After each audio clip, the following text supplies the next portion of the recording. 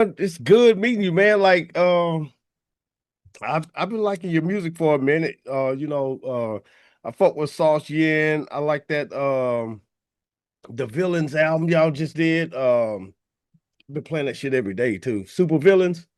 Oh hell yeah, that's a dope Yeah. ass album, man. Man, Sir. that motherfucker's so hard. Sonically, it is crazy. Um, yeah, but ladies and gentlemen, this is Dizzy Disaster on the Honorable DJ Mother Monkey Radio. Cause we behave like animals in a cage. Mainstream media, NRA, FDA, plus the USA. They cast spells on the home of the brave.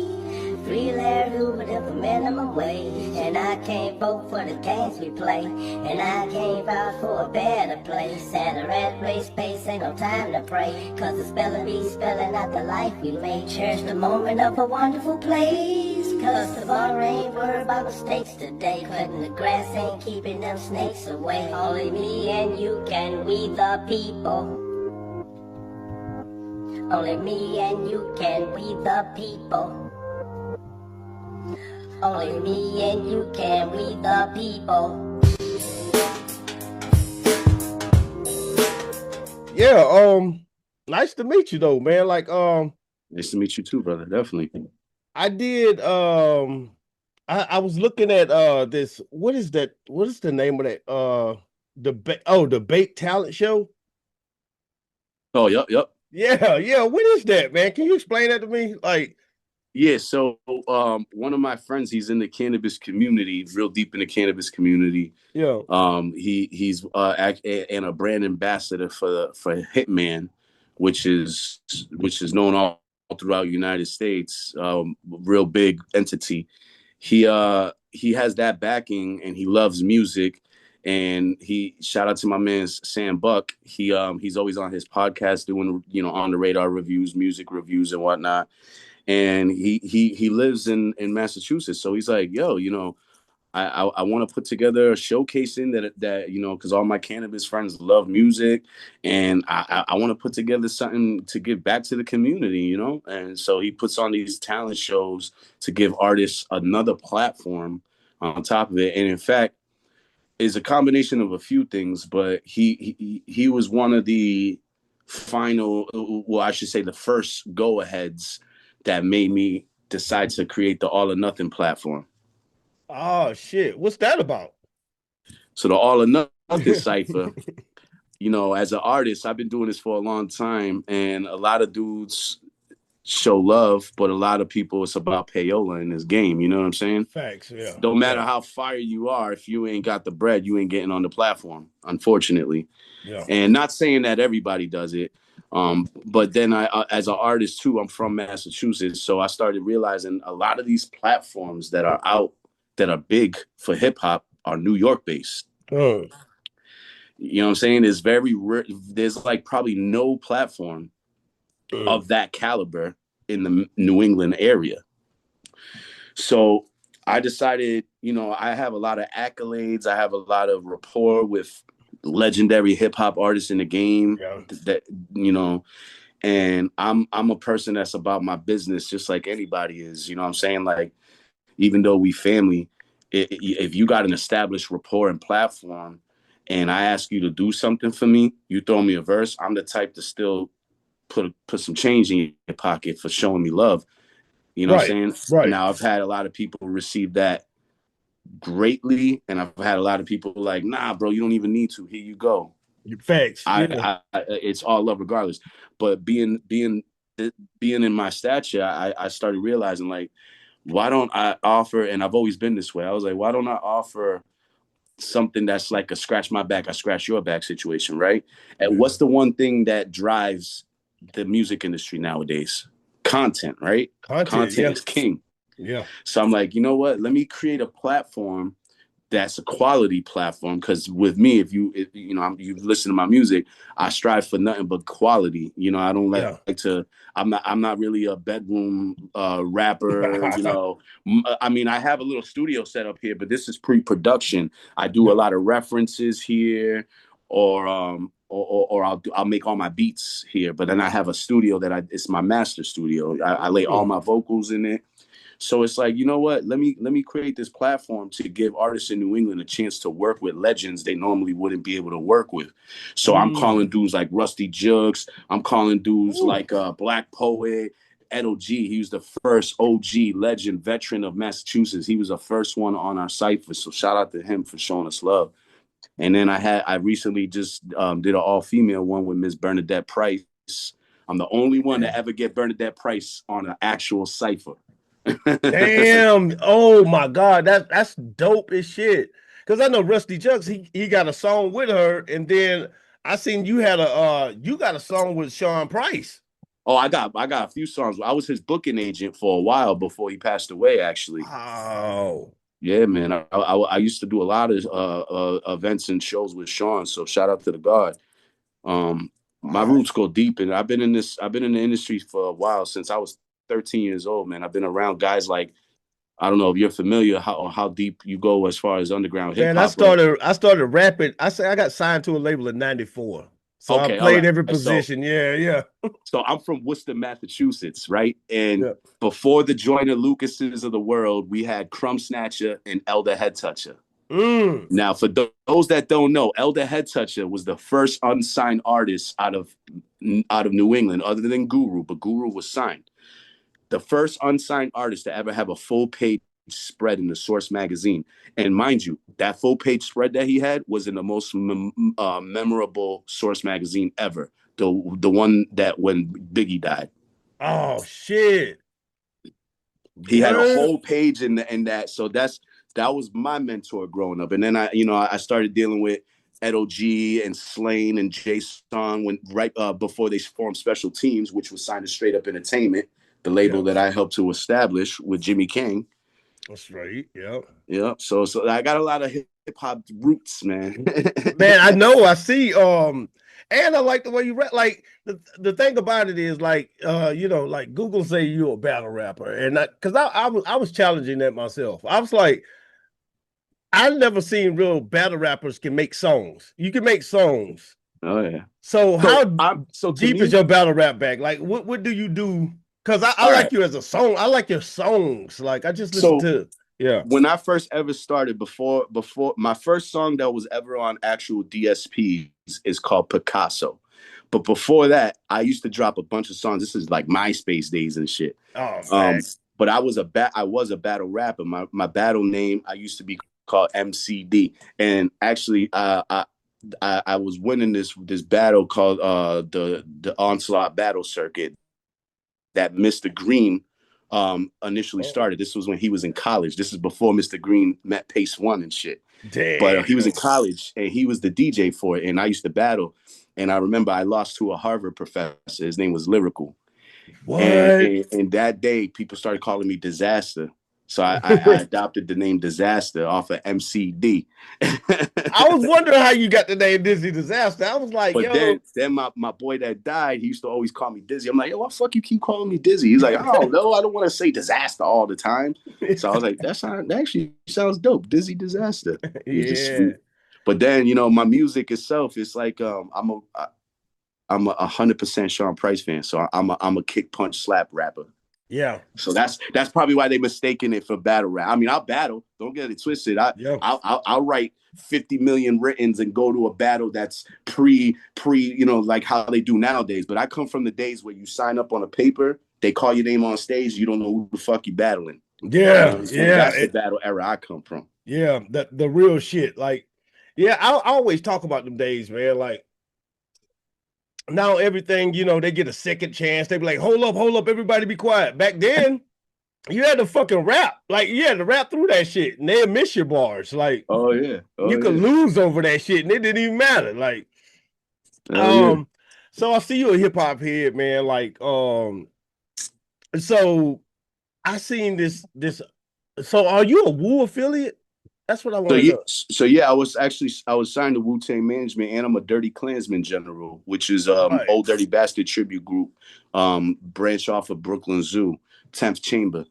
But I've always been a Wu-Tang affiliate. Shout out to Cappadonna. I've done extensive tours with him, a bunch of shows with him. I've worked with Inspector Deck. I've worked with a lot of Wu affiliates. Shout out to Buddha Monk. So Dungeon Master is my older god for Dirty Klansman. So I produced a whole album for him. We got another album coming out.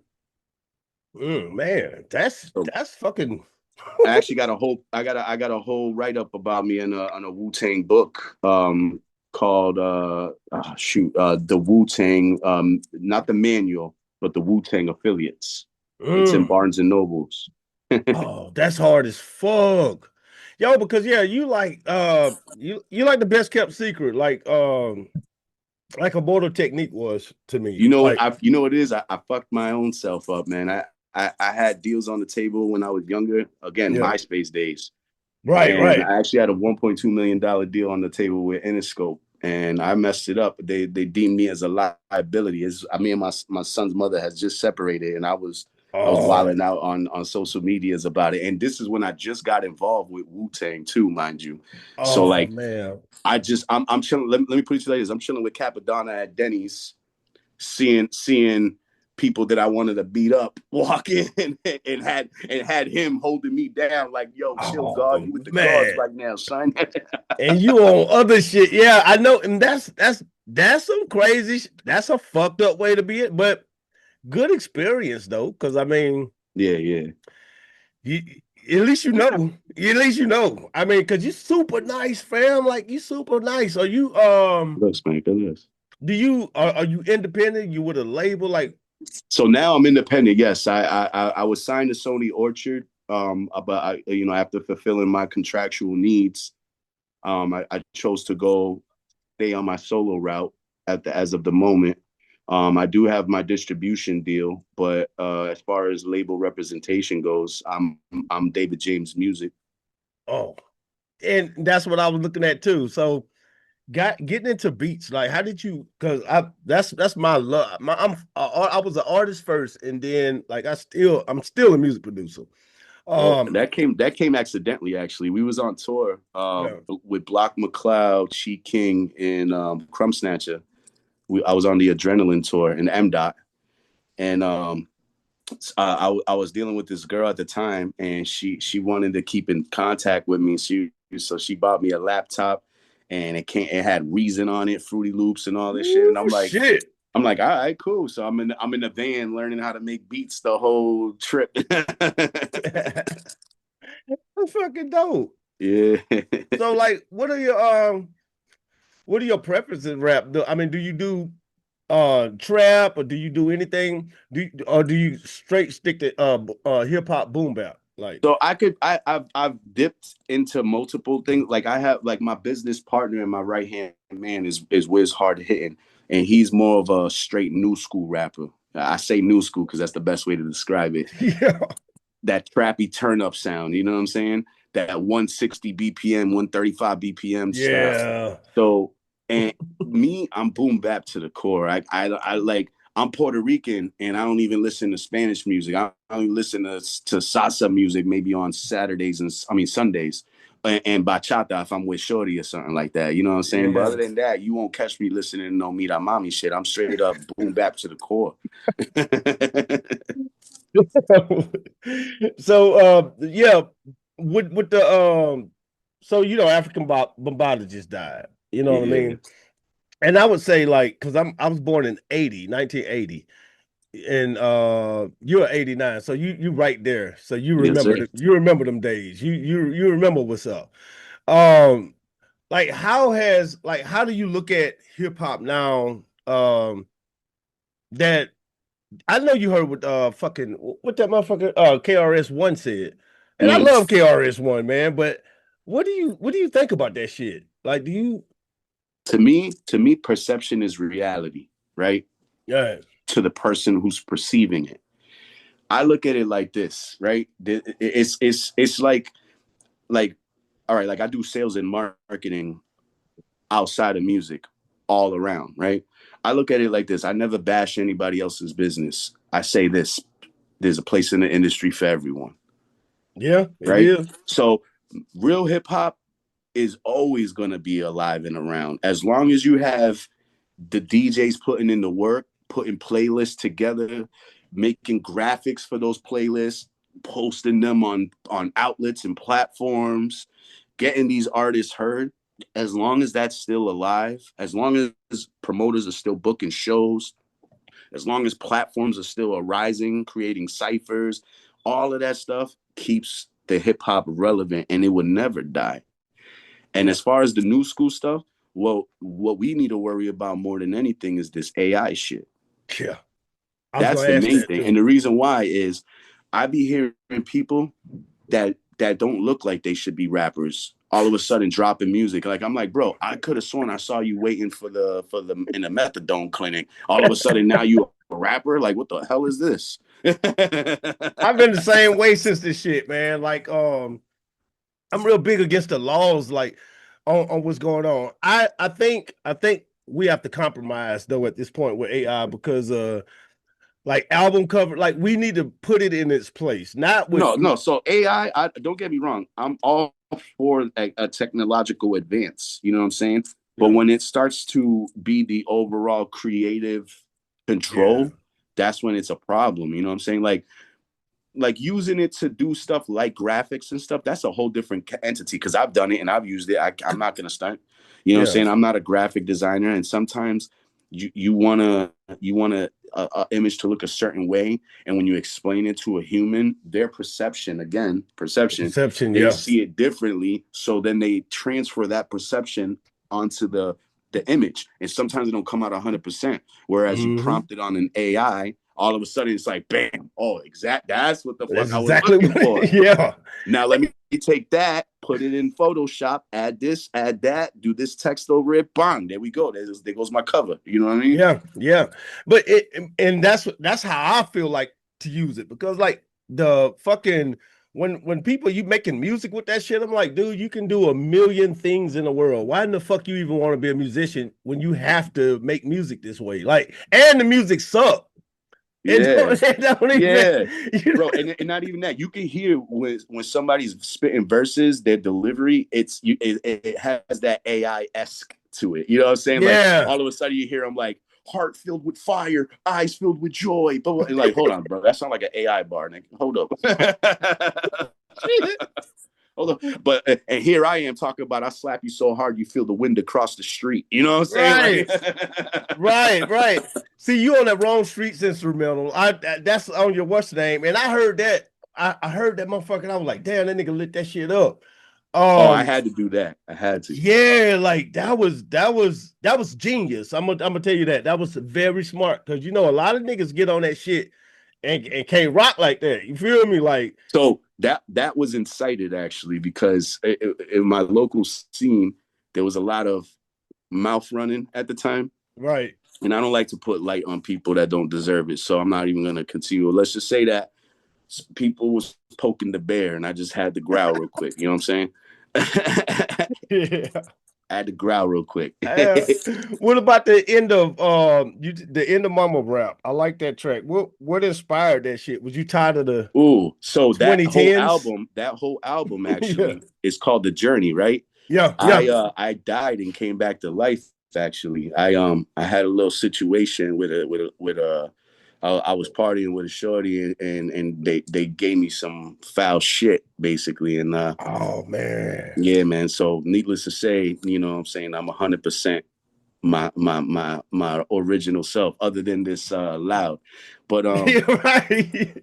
But nah, so it's like I had an awakening after that situation, and I was already in the midst of putting that album together. So I completed that album on a storyline. The end of Mumble Rap was just like it was just a hey, don't forget, I still do this shit. And at the time, everybody's like, why are you saying end of Mumble Rap nowadays? Is like that term was already old. I'm like, that's just to let you know, that's me in my original form. That's my originality. I don't follow trends. I don't do the way things. I I have people telling me how to do my business all the like time. Oh, yo, you should do a song like this. Oh, yo, you should rock over that beat and blah, blah, blah, blah. And it's like, yeah, great. It would sound great if I was trying to be a turn up poppy rapper, but that's not my lane. Trust me, I would love to do a joint that sounds like some like Joyner Lucas style. You know what I'm saying? And we from the same city. Like I know him on a personal basis. Oh, shit. But it's like, that's not my lane. Like I can't. I don't know why. It's just not me. Like I'll vibe to it. I'll write to it, but then I won't bump it on the regular. I want to play shit that I could bump on the regular. Yeah. I'm happy where it is. How do you look at the industry and the Grammys? Because you know all that shit done fucking died now. I never thought it would, but it died. It's all payola. That's why, and everybody's starting to catch on, man. That shit ain't entertaining. It's like it's the most trash shit in the world, the payola shit. Although artists do need to get paid, but they need to get paid for what they're actually worth. You know what I mean? Like, yeah, man. A guy like you, man, I seen that on one of these tracks. I don't know if you did the beat, rapped on the bitch, and edited the video. That's what the captions, that's what the description said. And I was like, what the fuck? Oh, that was all right. So the Rome Streets joint, I filmed that myself with my tripod. Wow. And my boy had a Ferrari, so I was like, fuck it, we doing a video today. And I just bought the camera too, because I've been doing this all or nothing stuff, right? But I've been paying my dues. Shout out to my boy Drugs. I've been paying like a couple cameramen every month. And I'm like, yo, why am I paying these dudes $500 a month to do this video? And then I have to wait for them to edit it, when I could just pay that money into buying my own camera, and then I have it at my own leisure at all times. So I went and invested. I bought the camera, I bought the lenses, started learning it, and that video was the first one. Then I shot the other video when I did the Bernadette Price cipher in Brooklyn. I was out there. I hit up Dungeon Master, and I was like, "Yo, let's shoot a video." Yeah, right. Yo, you did a track with dude that was just on the show, Bad Seed. Oh, I did a couple joints with him. Yeah, he's on two of my albums, the Hunger Pains and the last one, J.A.C.E. J.A.C.E. Oh, real shit? I didn't even know that. Damn. So the one that he's on, he's on the Hunger Pains album that was solely produced by DJ SoCal.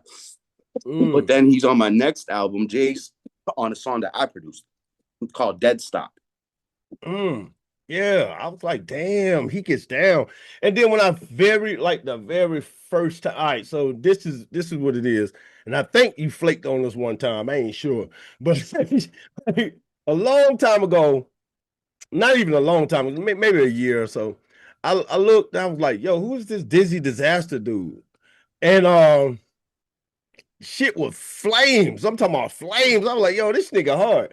And so we finally got up to getting you. And I told Sauce, I said, hey man, I said, I need all y'all on the I said I want everybody on that album on one fucking interview. You know what I'm saying? He was like, that's gonna be impossible. I was like, yo, just give me Dizzy. Like, give me.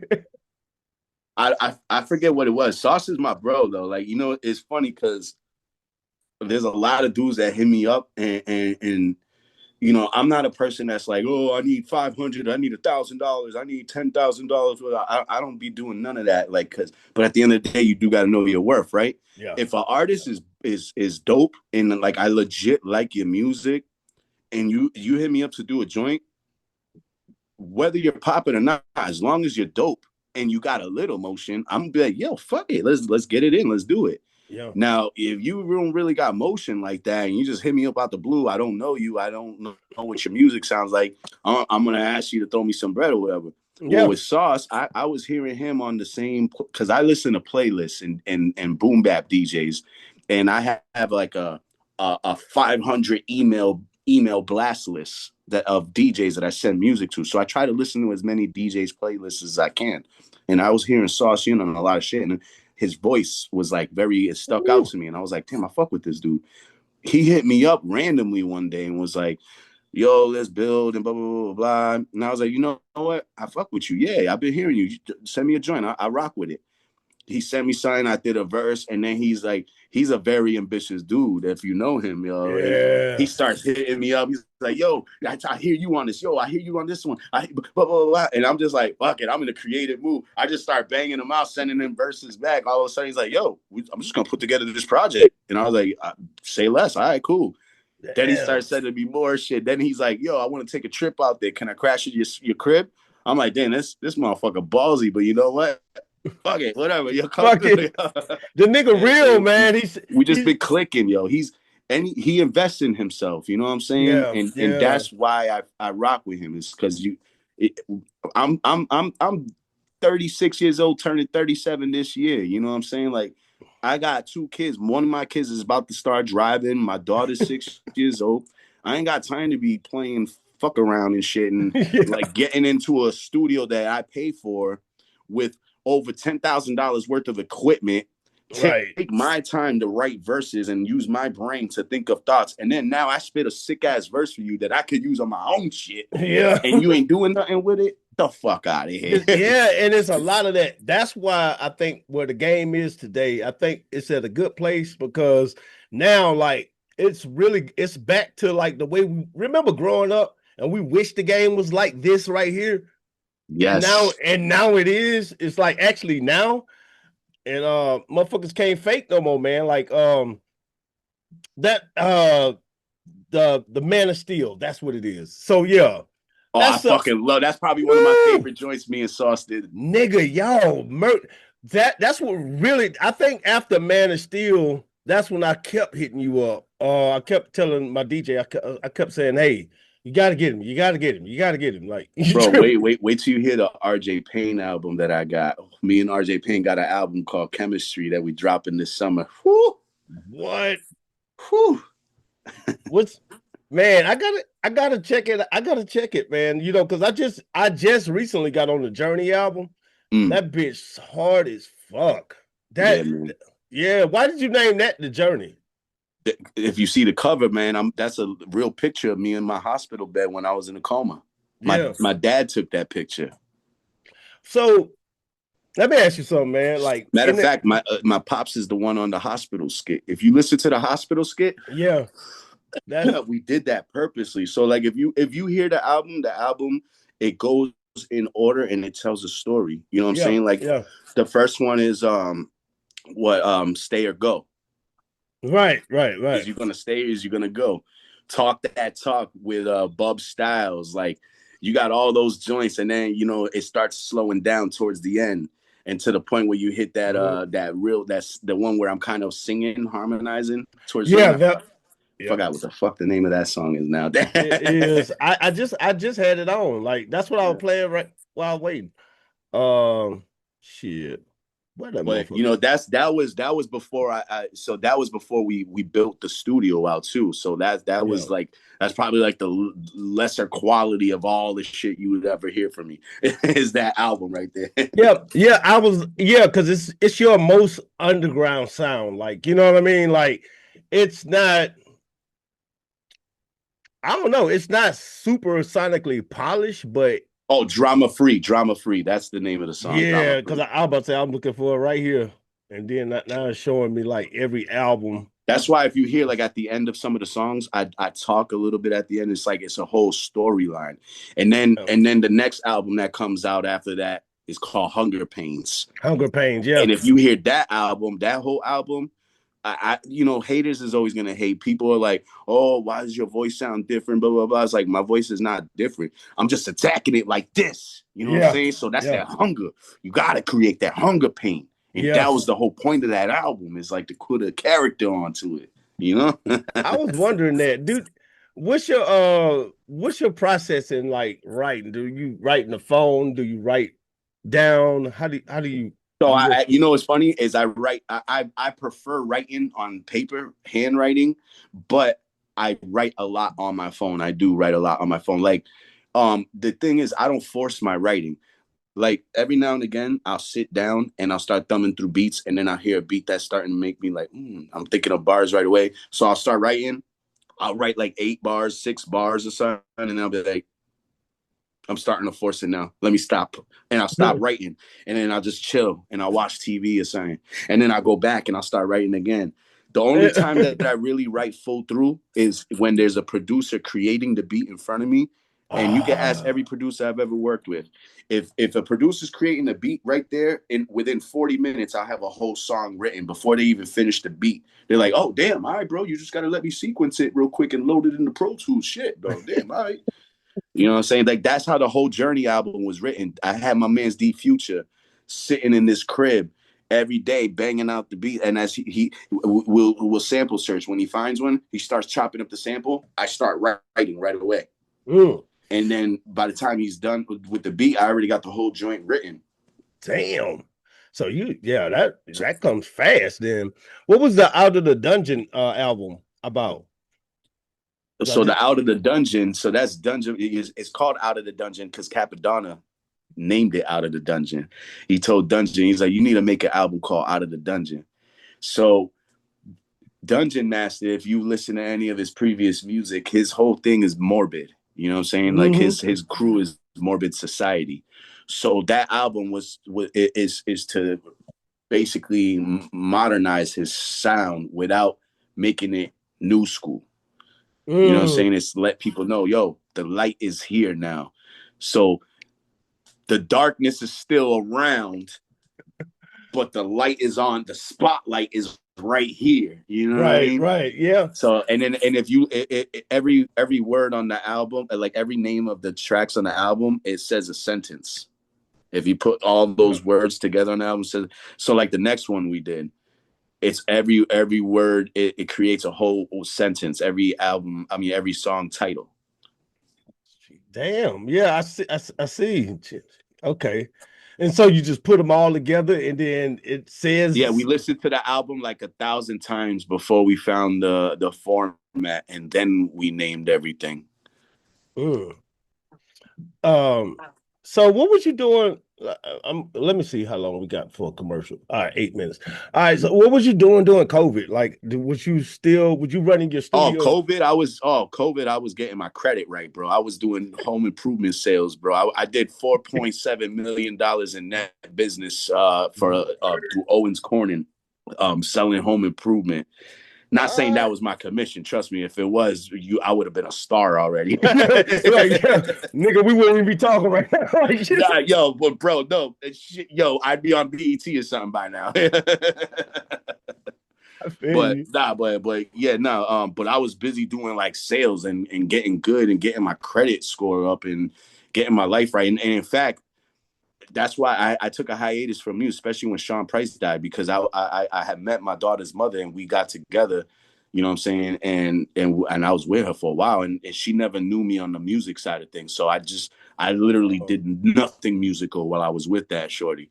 Yeah. And then after our 6 on and off again situation, I was like, fuck this. I'm going back to my hip hop shit because that's where I get unlimited love, unconditional, you know what I'm saying? It's my therapy, it's what I know. So we back at it, son. that's how it is, man. Like I can't like my wife is a DJ, she's my DJ, like she's not my DJ. That's peace. But yeah, we're a production team together, and she came in as my intern, and I realized at that time, like even the chicks before her, like I can't do it. Like if I can't just freestyle in front of you at the drop of a dime or fucking pull out my beats and start making a beat, like we can't be in the same house. I'm sorry. Like that's just, even the kids got to be down with the shit. It was crazy, right? Because one day, right, I'm in Worcester just chilling, just driving around. I called Jimmy Kane. I'm like, we chopping it up, talking. He's like, yo, you around actually? I'm like, yeah. He goes, yo, deck me some bud. I'm like, oh, say less. Where he at? He goes, you at the stew. I was like, I'm right there. So I show up. I'm like, I tell my baby mom, I was like, yo, this is crazy. You got to come in because you ain't going to believe this shit. She's like, what do you mean? I was like, you're not going to believe this shit. Just come on. So I take this shit and I'm like, yo, what up? Boom, talking with Dad. Like, yeah, chopping it up and everything. I'm like, all right, here you go, God. All right, peace. We go out. I'm like, yo, you just met Inspector Deck. She's like, who the fuck is that? Like, she don't give a fuck. She's like, who the fuck is that? She like straight Spanish music and shit. I'm like, fuck you talking about? I was like, Wu-Tang? She goes, yeah, obviously. I'm like, Fucking Inspector Deck. Hey, nigga, you crazy. I know that shit be so wild. You like, man, it's crazy. And fun fact, Cappadonna and my son share the same birthday, September 18th. Oh, wow, that's lit. That's lit. Yeah, man. Like that's what really changed my world was Wu, man. Like got on Wu-Tang. And then when I looked at you, I was like, oh shit, he's an affiliate. Like, and then I started seeing actually your lyrics made you certified because a lot of people try to say, well, you've actually met. I mean, you know, like you actually in there. A lot of people say, you know how it's a bunch of people that say I'm a Wu affiliate, and they bars don't fucking prove it. Your bars actually, ladies and gentlemen, this nigga bars prove it. Appreciate you. Yeah, you one of the nicest, fam. Like out there doing your thing. Massachusetts, man, like, is it pretty hard to come out of there? Yeah, you gotta go out to get out. For real? Like, it seemed like y'all would be, because y'all on the East Coast, like right there, you know. I mean, all right, so think about it. Who's the biggest artist that we have today? Again, Joyner Lucas and Millie's, right? Yeah. Well, how do you think they both blew up? Well, Millie's met a New York cat, Jadakiss. Okay, so he had to venture out. Yeah. Joyner, same situation. Had to venture out. Took a tour bus, went around the whole country, built his name. Yeah. Went to South by Southwest, did stuff like that. You got to venture out to come back and bring it back home. Yeah. You know what I'm saying? It's unfortunate because we're not really metro like that, like out in New York. Yeah, I feel you. Yeah. You're right. I mean, but it's a lot of talent out there, though. I tell you that. Like, I say in y'all state, the people, I mean, even outside of, I mean, I could even throw Joyner Lucas and Millie's in there. I like Millie's. I used to be on a. Well, SD Knack is one of my favorite dudes outside of Big D's and SD Knack, one of my two favorite artists out of Massachusetts. M. Dot too. I love M. Dot. M. Dot's my bro. So. Oh yeah. But like SD Knack and them, like that, like that's my style. I love that shit. Like that's, you know what I mean? And he's Spanish, you know what I mean? He's Dominican, you know? So yeah. You know what I'm saying? I'm Puerto Rican, French, Irish, but I grew up, you know what I'm saying, Boricua. So it's like, but that's what I see. But my top two today, like, you know, what's today? April 29th, 2026. I think you and SD Knack is probably the nicest. Like when it comes, because there's a lot of other guys who can spit as good as it gets. Don't get me wrong. Yeah. I just don't know them like that. I don't know their music like that, but I know you and SD Knack. I listen to what y'all got, and I'm like, shit. Have you ever heard of DJ Lucas, by the way? Yeah. That's another cat too. Yeah. Like, yo, you know, at first I wasn't really rocking with his sound. I had to listen to him a couple more times. Got to get into it, yeah. And then I'm like, yo, he actually spits bars. Oh shit! Like, it's just his style of music is what don't attract me. Like, I don't really care for that type of, you know what I'm saying? Yeah. But the way he spits, I'm like, yo, if I gave him a beat, I bet you he would do it justice. Like, he could do it. Yeah, it's just, it's a lot of people like that, man. Like when you say Joyner Lucas, his skills are off the charts, but it's what he chooses to do, and it's like, because I'm from Worcester originally, but I live in the Springfield, Massachusetts area, the western side of Massachusetts, and even out here, there's a gang of artists that are fire. That got tracks like good accolades, big accolades too, and that are making waves. And you know what I'm saying? Like, and they just met. That's why it's crazy how there's so much in the game, but there's so little that people know of. You know what I mean? And it's all.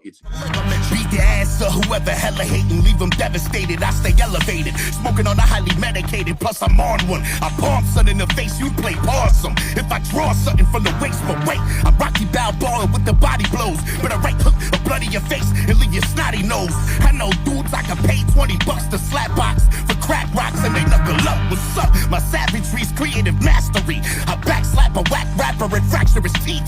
Or shatter his cheekbone and muzzle your speech. With an impact so hard you won't even wake up for weeks. A tube is what they'll use for you to eat.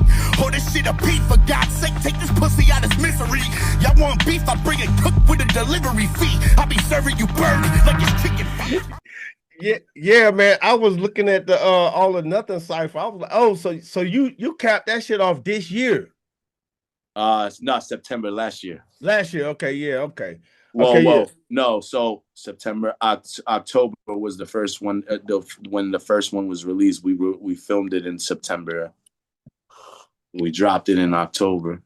Dope shit, man. I'm gonna make sure we share the dog shit. I got about 6 pages and we start share groups. You know what I mean? Like But for the most part, every first of the month we'll be dropping a new cipher.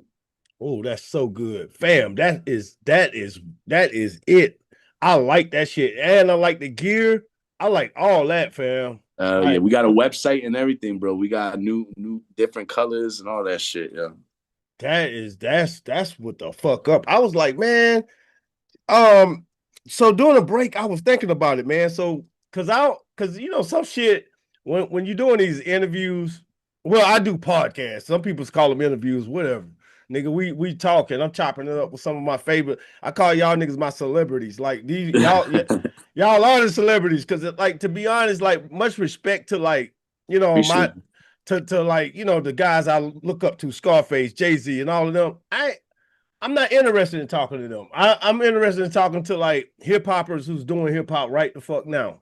Like, you know what I mean? Like, y'all are my celebrities. Like, it's no payola. It's just straight raw talent, real love of the game. But then I didn't want to sit there and take this too lightly. Nigga, you went into a coma. Why? When you was in that coma, what the fuck was going on? Like, what happened?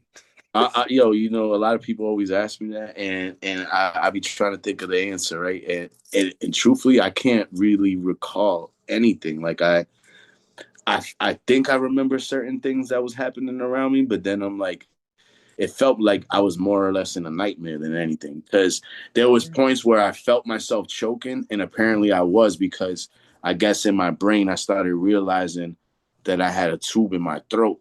So I start choking, you know, instantly. Wow. You know, so it's like, what the fuck? Yeah. So there was like, it was a bunch of things that was going on. So it's like, but you know, I thank God that everything was taken care of perfectly, man. Because one, I got my vocal cords intact and stuff too. You know what I mean? Like that's a lot to me. Yeah. And three is just, you know, open my eyes. How fast did it take you to start smoking bud after that shit? So I didn't smoke weed for like a whole month afterwards, and actually, it's the reason why now I smoke cones only, because like after a month, like I didn't do anything. Like I don't even drink no more neither. Like I'll have like maybe a shot and a beer, and that's it, tops.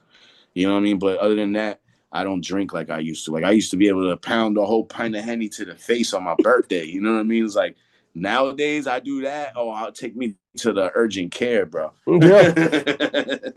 That's what I be saying. Like I stopped drinking at 33, man. Like I'm 45 now. Like, yeah, I stopped drinking at 33. I was like, man, bud is too good anyway. Like it ain't nothing like just smoking some bud and they don't mix for real. You know what I mean? Like, you won't miss shit when you lose alcohol, but bud, you golly, like nigga. But I stopped smoking because before that I used to be a Dutch guy, you know, like games, Dutches, like that's how I was back in the day, like, you know what I mean. So that's how I was always rolling and like I wasn't a backwoods guy. Like I used to roll frontal and all that stuff too, but other than that, I never was a cone guy. And then when I started smoking again, once I smoked I forget what it was, but first thing, I think it was a Bluntville, actually.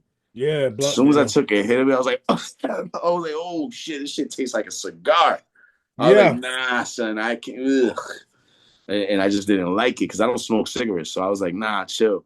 So I bought the cones. I started packing cones. I started hitting it. I'm like, yeah, I bet this shit hit. And plus, you get higher when you smoke cones anyway. You get more of the you know what I mean, more percentage of the THC. Yeah, I know. I can that's like me. I can go in there and just roll up a joint. And I do some hood shit, man. I mean, old top papers. I used because I keep some emergency tops with me. I'm a Swisher Sweet down south, nigga. Yeah, me too. I used to love Swisher Sweets. Yeah, That's man. all you could get down there back in the day. Up Yeah. north is Dutchess, Blunt Bills, and all that shit. Yeah. Gaines. Down south, Swisher Sweets, and in LA. Yeah, Swishes is that's where it's at. I smoke that, but then when I get them papers, like I roll me up a joint and I put a filter in that motherfucker. And nigga, I be so high, like that shit. I be so high. It's just the act. It's just I smoke these blunts because it's just they last longer, and I'm just smoking on it, you know.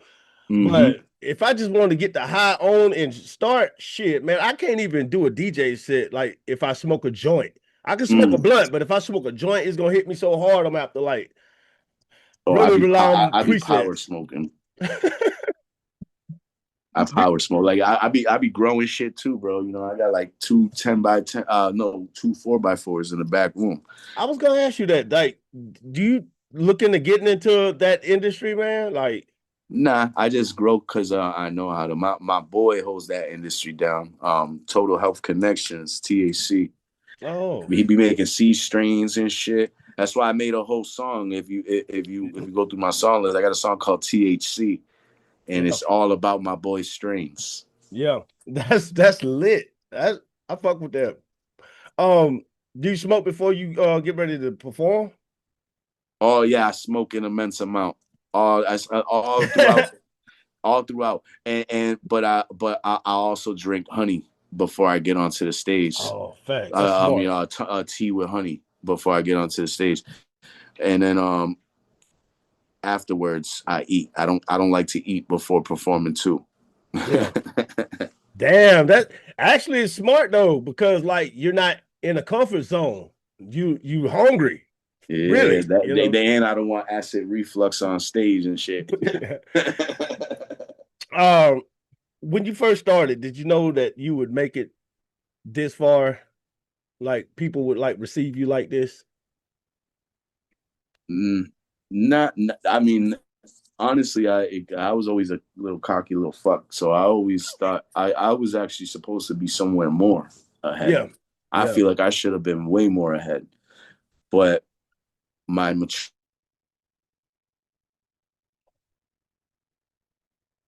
with situations, you know what I'm saying? Like, don't get it twisted. I worked hard and everything to be in the rooms that I've been in.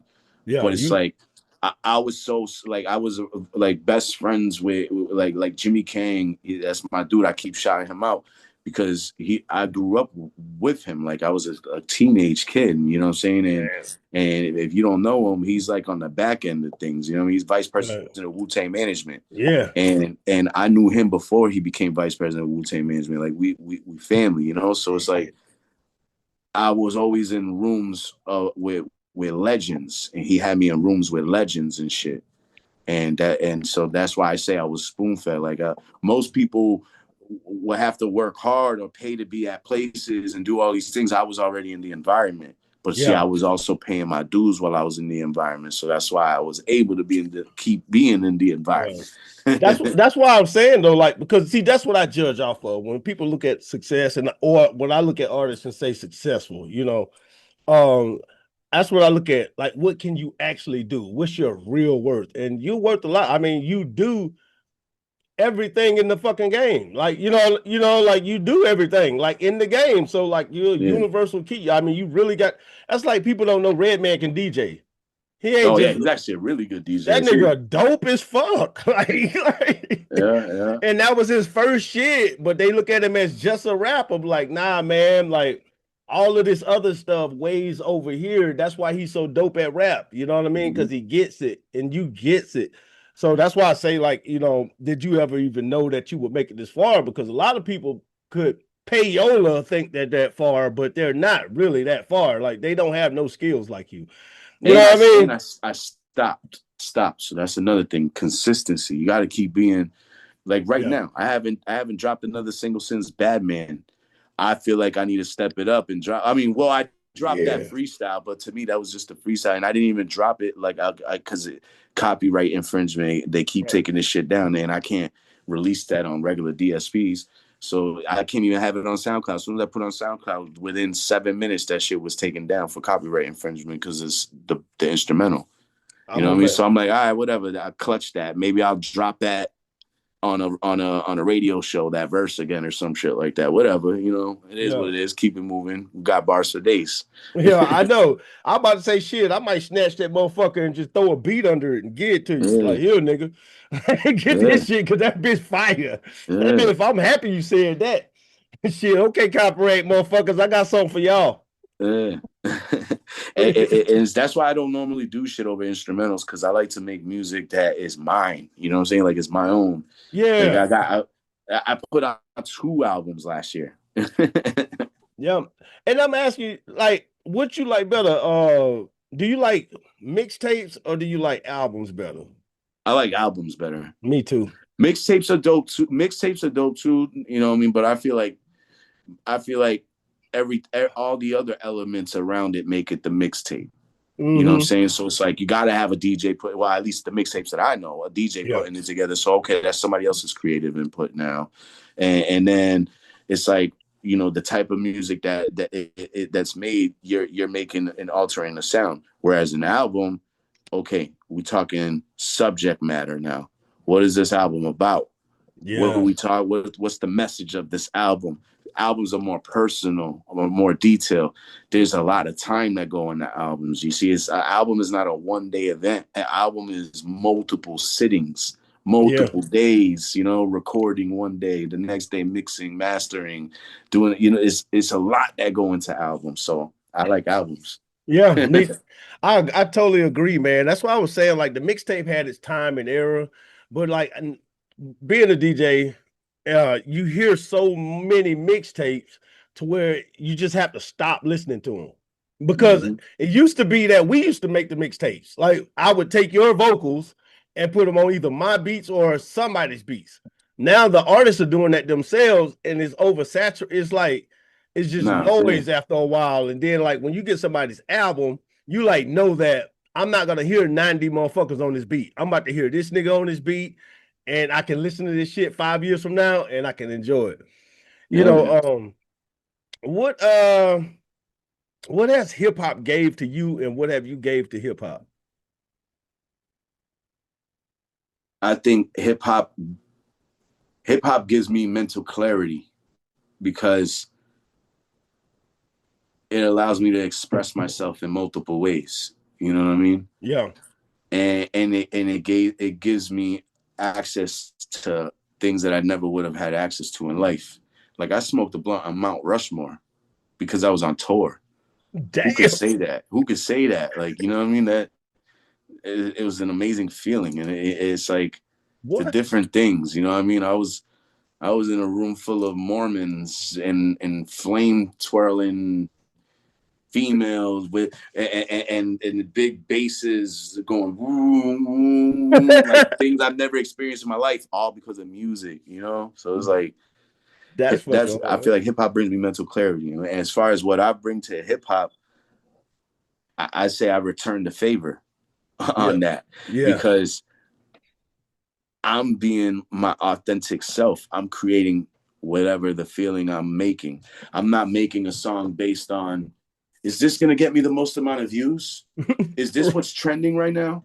Oh, let me do this. Let me try to double time now right here because that's what's hitting. That's popular. Let me I don't do none of that shit. You know what I'm saying? Nor am I just going to situations and just throwing mad bread at situations. Because don't get it twisted. I could do, like, there's a lot of rappers I see, they decent, they all right, but they only have the different situations they have because someone is throwing money behind them, or there's money being thrown behind them.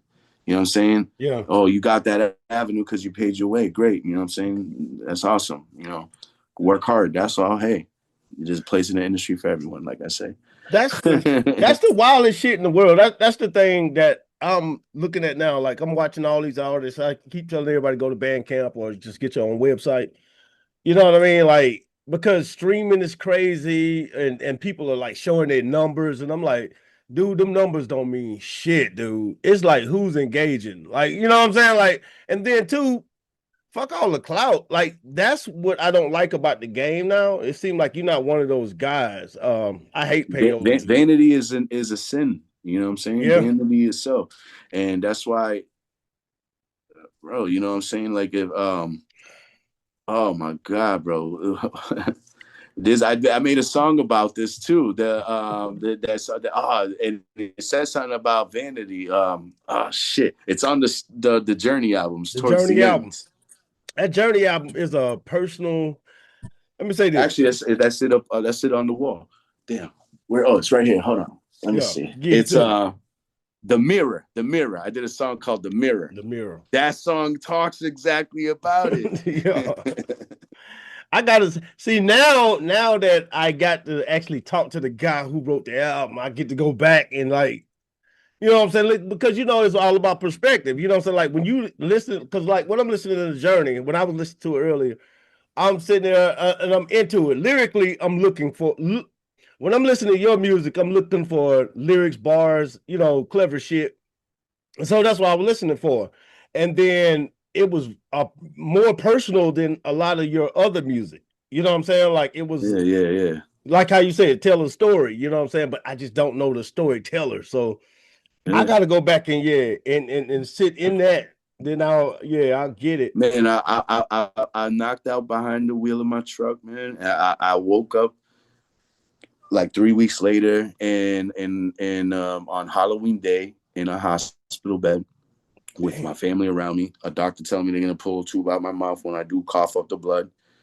And it was like my whole family lined up like a tunnel. And because that's how I woke up. I'm like, what the fuck? First thing I said was, yo, my truck. They're like, don't worry about that shit.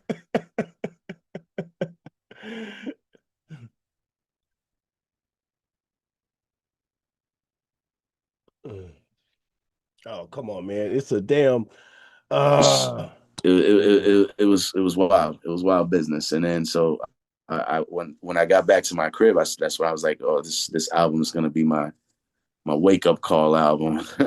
Like, yeah, I know bro, that's the wildest that's the wildest shit in the world. I know there's a lot to that though. Like, man, like going just sitting in your truck and then you wake up 3 weeks later in a fucking hospital. I know you was like, what in the entire fuck is going on?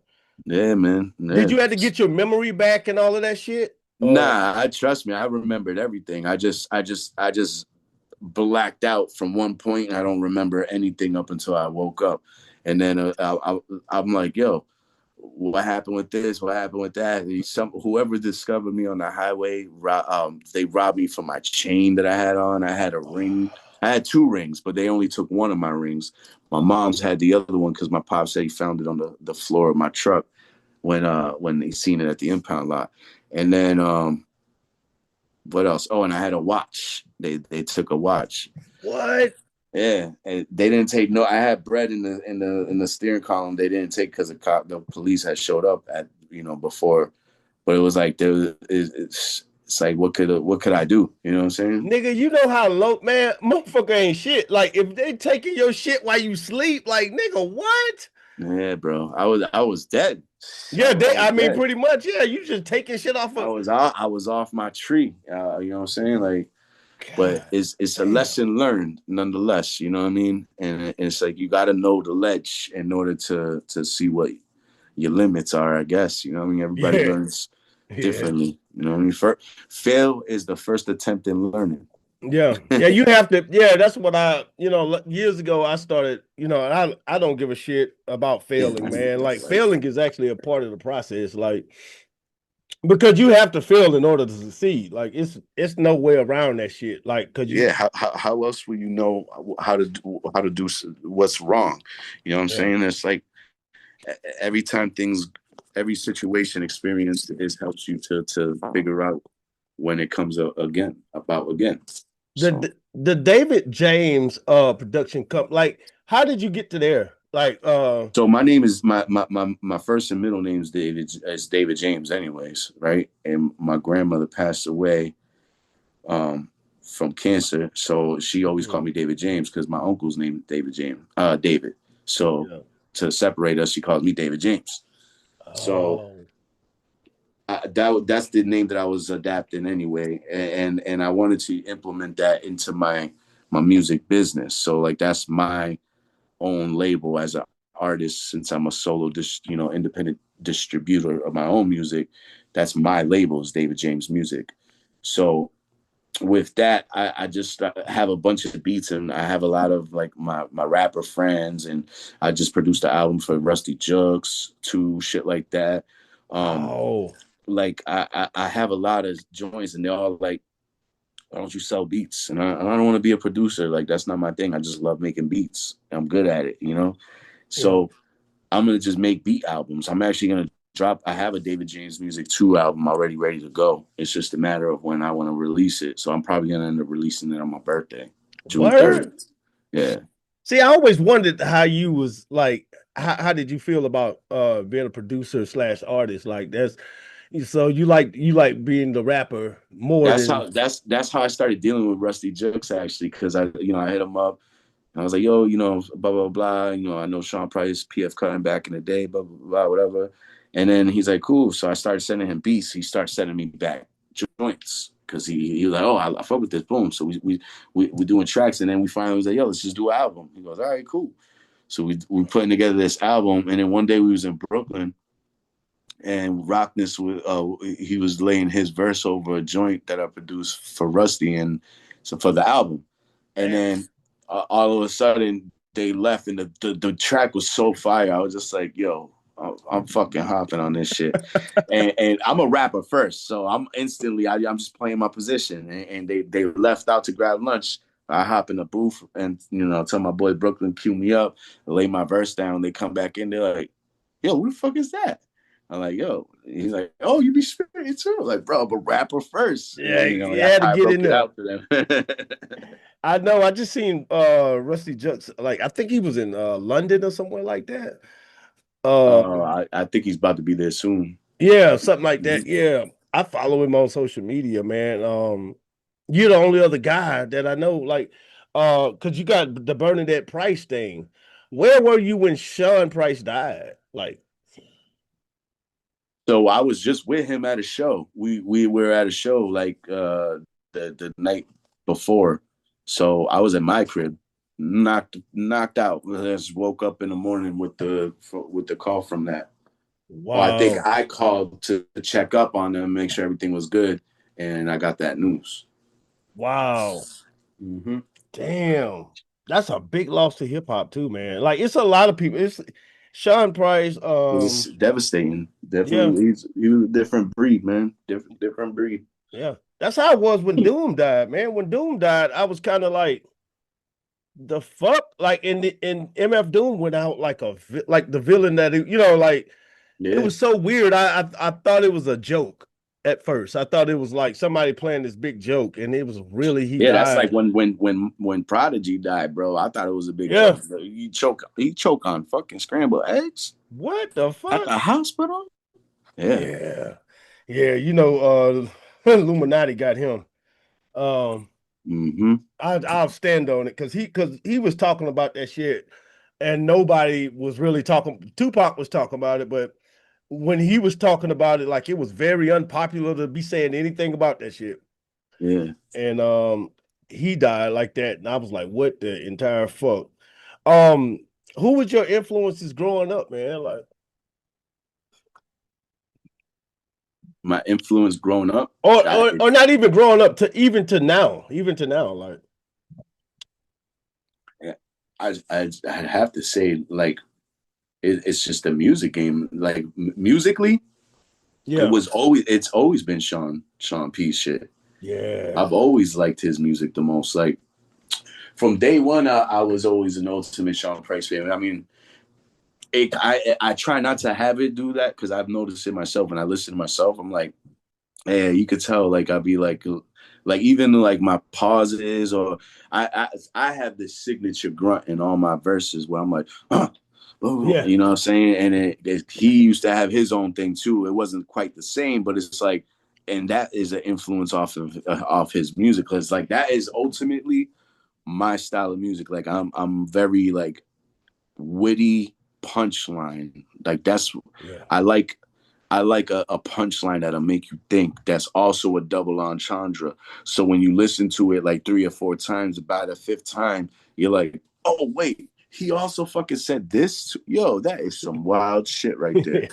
You do say some wild. I'm telling you, Like, he man. said some shit that also was saying something else. Like, what the hell is that? Yeah. You say some wild shit. You was going the fuck off. Like I was listening when I was listening to the mumble rap joint, because like the mumble rap that is I think the name is funny to me because Yeah. I know you used it on purpose. You was just like, yo, you know, but the bars you spit on, man, you went the fuck off on that shit. And I was just like, I wanted to do in your mind, do you go through like you know, like when you writing bars and shit, do you like kind of envision like yourself battling, or you know what I'm saying? Like what's in your mind? Yeah. To me, it's like I envision. I spit it to I like to spit and envision people's reactions of what I think people's reactions would be. That's how it is for me. To me, I like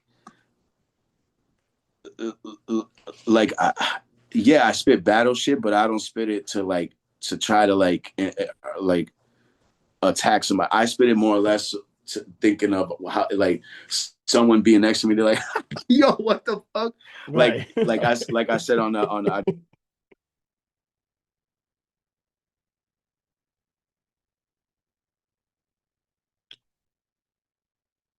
Come on, Paul. Dap you up face to face, behind your back they hate. I'll smack the taste out your mouth, no exaggerate. Pause. Motherfuckers only hard when they masturbate. And when I did that, when I said that, you hear doing the background like, oh shit. I like lockjaw the game with the PSI of a cane Corso. I want to snap it, I remain cordial. Aim at your torso and have your shit skipping the beats. Send my youngest to your door mashed up and they ain't there to trick or treat. Like that's some shit that make me like, whoo, like this stink face. Like that's what I aspire for. Yeah, right. Yeah, you get the stink. Yeah, I feel you. That's what I was doing today. Like, yo, I'm working out and I'm just going through your shit. You know what I mean? Prepping for the show and everything. And I'm like, yo, this nigga is fucking killing it. Like, and that's why I say the battle part. I'm happy that you explained that at the beginning too. Like, because I was like, he's not the traditional battle. You're the battle rapper that I know. Like back in the days when they used to just throw niggas in and you either had spit your best verse or like come off the door or something. You had to you couldn't write a whole fairy tale and just act like you murdered it. Like, you know what I'm saying? Like it had to just look, it had to at least sound just like it just came out. And you're one of those guys, man. Like you I love that shit. Who are your top producers in the game?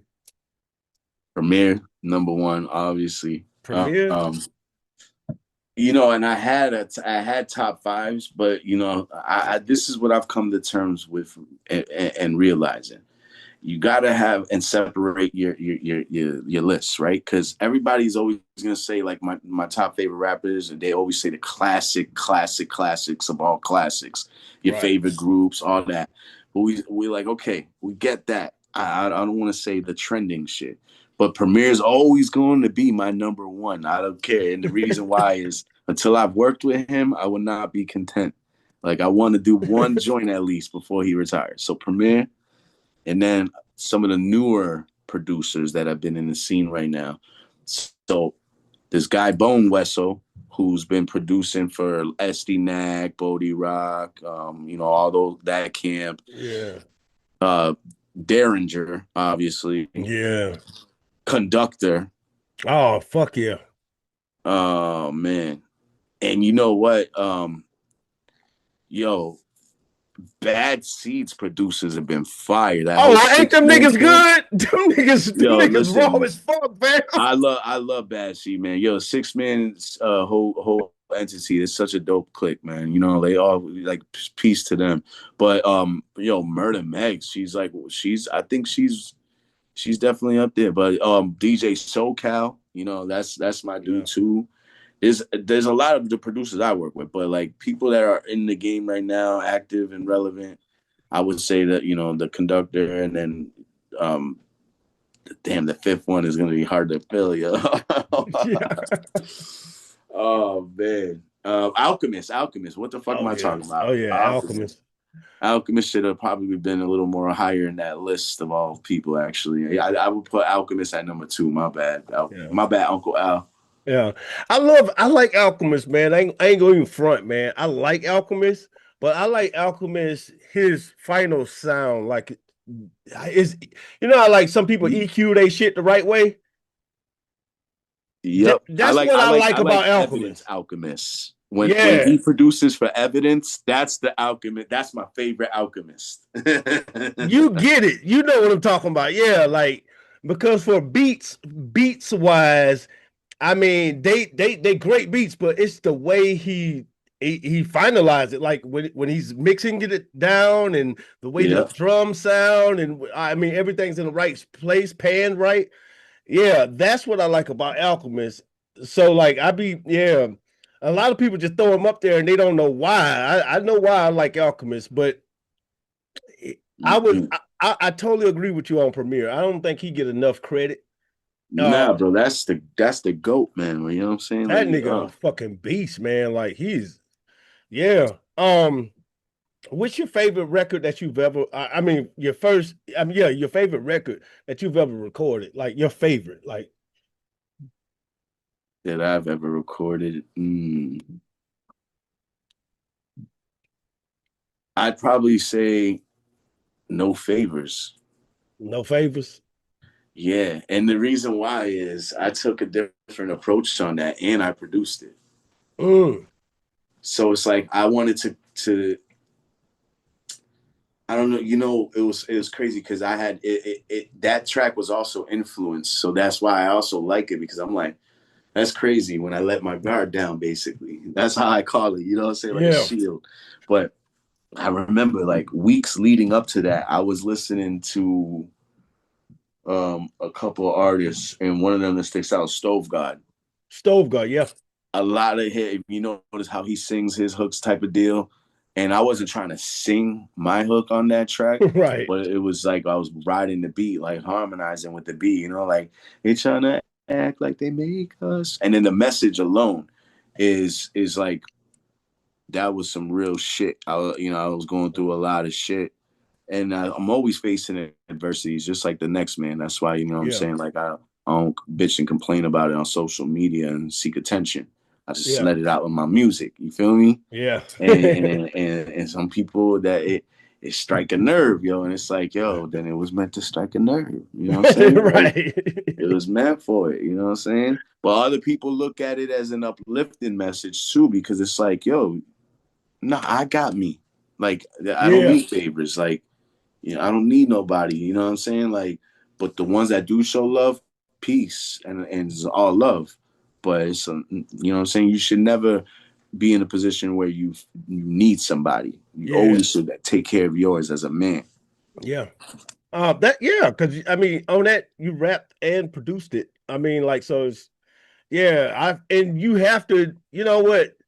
I'm happy you said that on this show because a lot of folks don't understand that. Like they think they need the plug over here, the plug over here. Nah, like really, you just need to like believe in yourself. Like, Yeah, man. cause Like they you rather, you mean to tell me you rather buy a pair of $300 Amiri jeans and but not that same $300, you don't want to put that towards advertisement and marketing, sponsoring ads and doing or getting merch, investing in merch, physical things that people have, so it's legacy because there's a yeah, million artists hold on, do you guys Suno or whatever that shit is yeah, and Chat GPT and shit? yeah, There's millions of artists based off of those things. yeah. Like, and you got fucking BandLab now where people are recording Bad luck. shit on their phones and everything. Like, the game is fucked right now.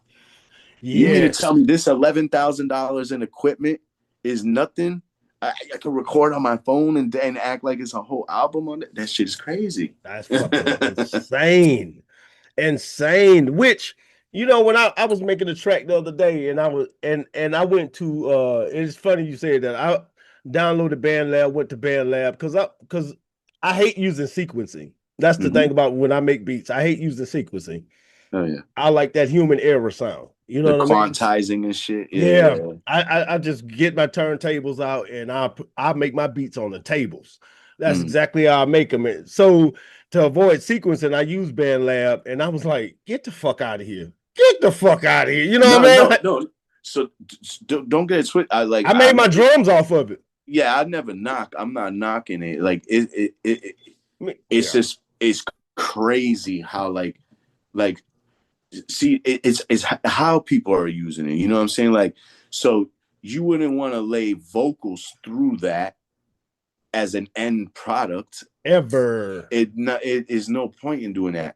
By all means though, referencing, yeah, there's tracks that I've recorded 10 12 times before I let it be the final product, and then we put it out. Like, it's like everybody's like, oh, one take. You're like, yeah, no, that is dope, and there's a place for it all. But it's like, when you could tell when people put like multiple, or they put in work in something. You know what I'm saying? I'm not saying I'm the greatest ever, but you always gotta have confidence in yourself. But it's like, there's a reason why people move the way that they move. I could put out content for days. I got mad tracks that are unreleased. I'm sitting on tracks with big name artists that people be like, why are you sitting on this shit? It's like, cause all right, I spent that time, or I spent that bread on. Let me see. Oh man, I think this damn select few to hear. No, I want to wait till it's ready for me to be pushed out at the time where I'm financially stable to put the right amount of effort into it that it deserves, so the masses could then hear it and it take its own course. Yeah. And that's absolutely right, man. Cause like, people would just put some shit out of being exciting, and then it'll be gone in a week. And it's like, no, man. And that's what I like about your catalog. When I look at it, it's calculated. Like, it has a nice balance. It has time, era. I mean, like different eras. I like that, instead of just a bunch of music out there and it's just everywhere. You know what I mean? Like, that's why I asked you the album versus mixtape thing, because I don't see a gazillion mixtapes on you. So I'm on a few mixtapes for sure, and especially with Dirty Klansman stuff too. I'm on a bunch of Wu-Tang mixtapes too. So, but it's like, yeah, man, I like album shit. Like, it's, bro, we got a lot of shit. Like, I got the album I'm working on right now called Disrespect.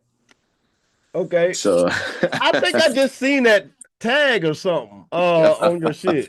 Disrespect. I love that. I like that. I like that shit. Yeah. And then we got, again, the album with RJ Payne called Chemistry. That one's already done. I got to do my own final touches to the verses on it.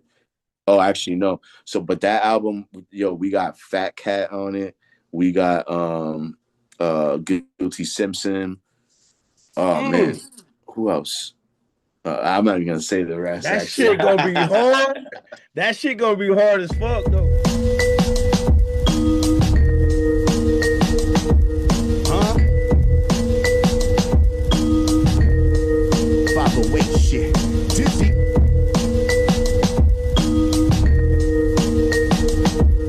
Man, make rap great again. Yo, who really the hottest? Let's be honest, don't be modest. Y'all ain't moving targets, no motion. One shot, but expose your conscience. Ain't never really had growth outside the city limits. This rap shit, I really live it. No games or gimmicks. Stack bread, invest a bag and tell my G's, let's get it. I don't consider it copping a feature, it's doing business. These little rap fucks act too suspicious. Fucking bums posing with duck lips all in their pictures. I'll beat the brakes off a rapper, brutal with bars. And if you sing like Bruno Mars, I'll still slap you. Yup. Toured throughout the states, made a lot of cake. In the field, still keep it 508. My income's never less than 6 digits. You immature fucks drop a bag on the fit to impress bitches. Pussy, I could cop a plane ticket right now, book myself out of town and get paid to visit. This is light work like washing dishes. Thinking we one and the same, you live in a world that's fictitious. Dick lickers, riding coattails, praising other niggas. And most of the fuck boys are softer than my sister. Riding the zipper, stuck on another man. Cheering from the sidelines, hoping they get on a summer jam. I don't chase waves, I'm the storm that they run from. Bars like drum guns, every line make the sun jump. They applaud frauds, I expose where the fun's from. Clout chasing cowards, getting loud when the crumbs come. You fucking bozos is bums. I'm in a different tax bracket, I just wrote off my gun. Every bar, closed casket. Ledger full of wins while you jokers chase captions. I'm in it for the self-satisfaction. I invest in my craft, you invest in reactions. Clout chasing for a like and a repost. I'm making power moves that you only see close. Y'all hype each other up in a circle full of gimmicks. Talk reckless online, but be ghost in attendance. Trying to activate cheat codes in a hard game. I built my own level. Y'all just running the same lane, pussy. I blow out your brains. Fuck being local. I give you worldwide exposure if I said your name. Dizzy Disaster. Lyrical exercise. Make rap great again. Get your bars up. Ha!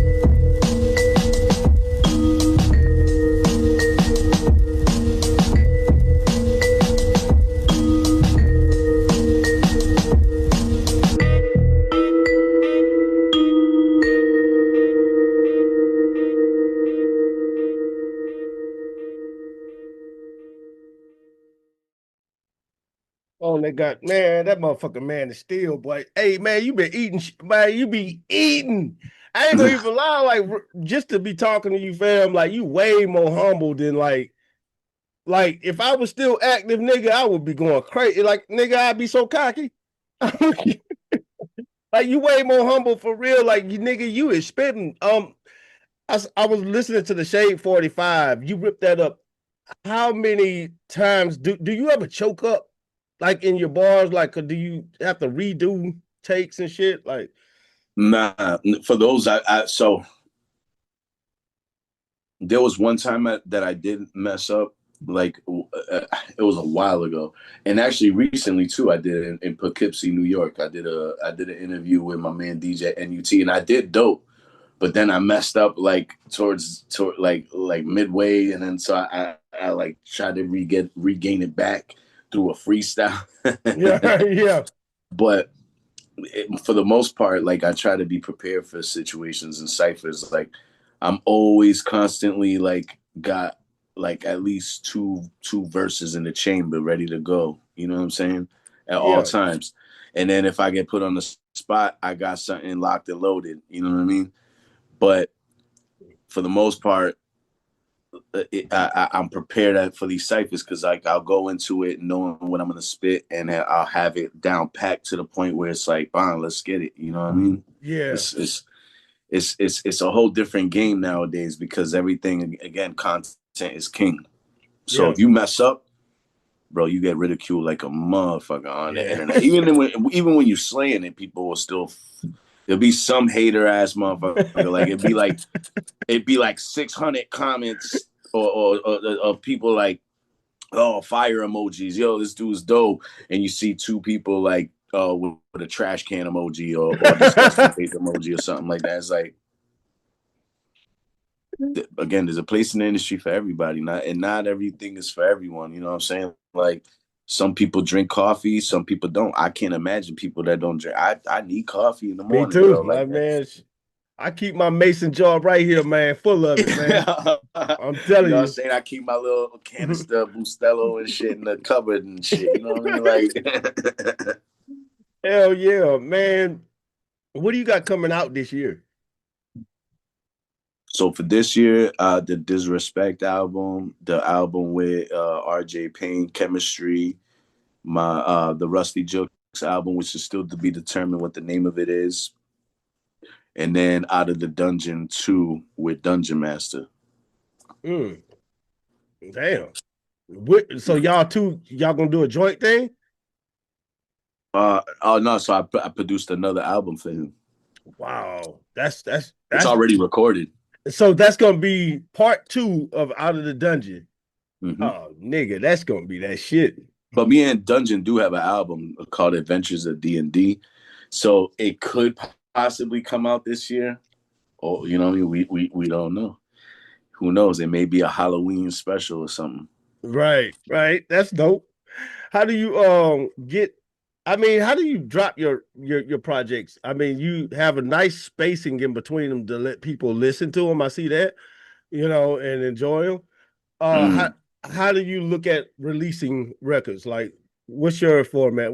How do you do that? Well, so I look at analytics, and I know, like, even when I post stuff, Like when I post, I don't like to make actual posts. I'll do stories at any time of the day. But for the most part, for posting, I try to post between like the hours of 11 a.m. and 1 p.m. Yeah. If I don't get a post in by that time, then I won't post nothing till between 7 and 11 p.m.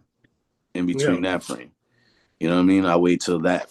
So it's like I try to, because I see that my algorithm is more hip hop, dark hip hop based. So dark hip hop usually is in the nighttime or during the lunchtime scroll, as they call it. You know what I mean? Yeah. I like that. I like that, and I like that early morning. That early morning, it gets them.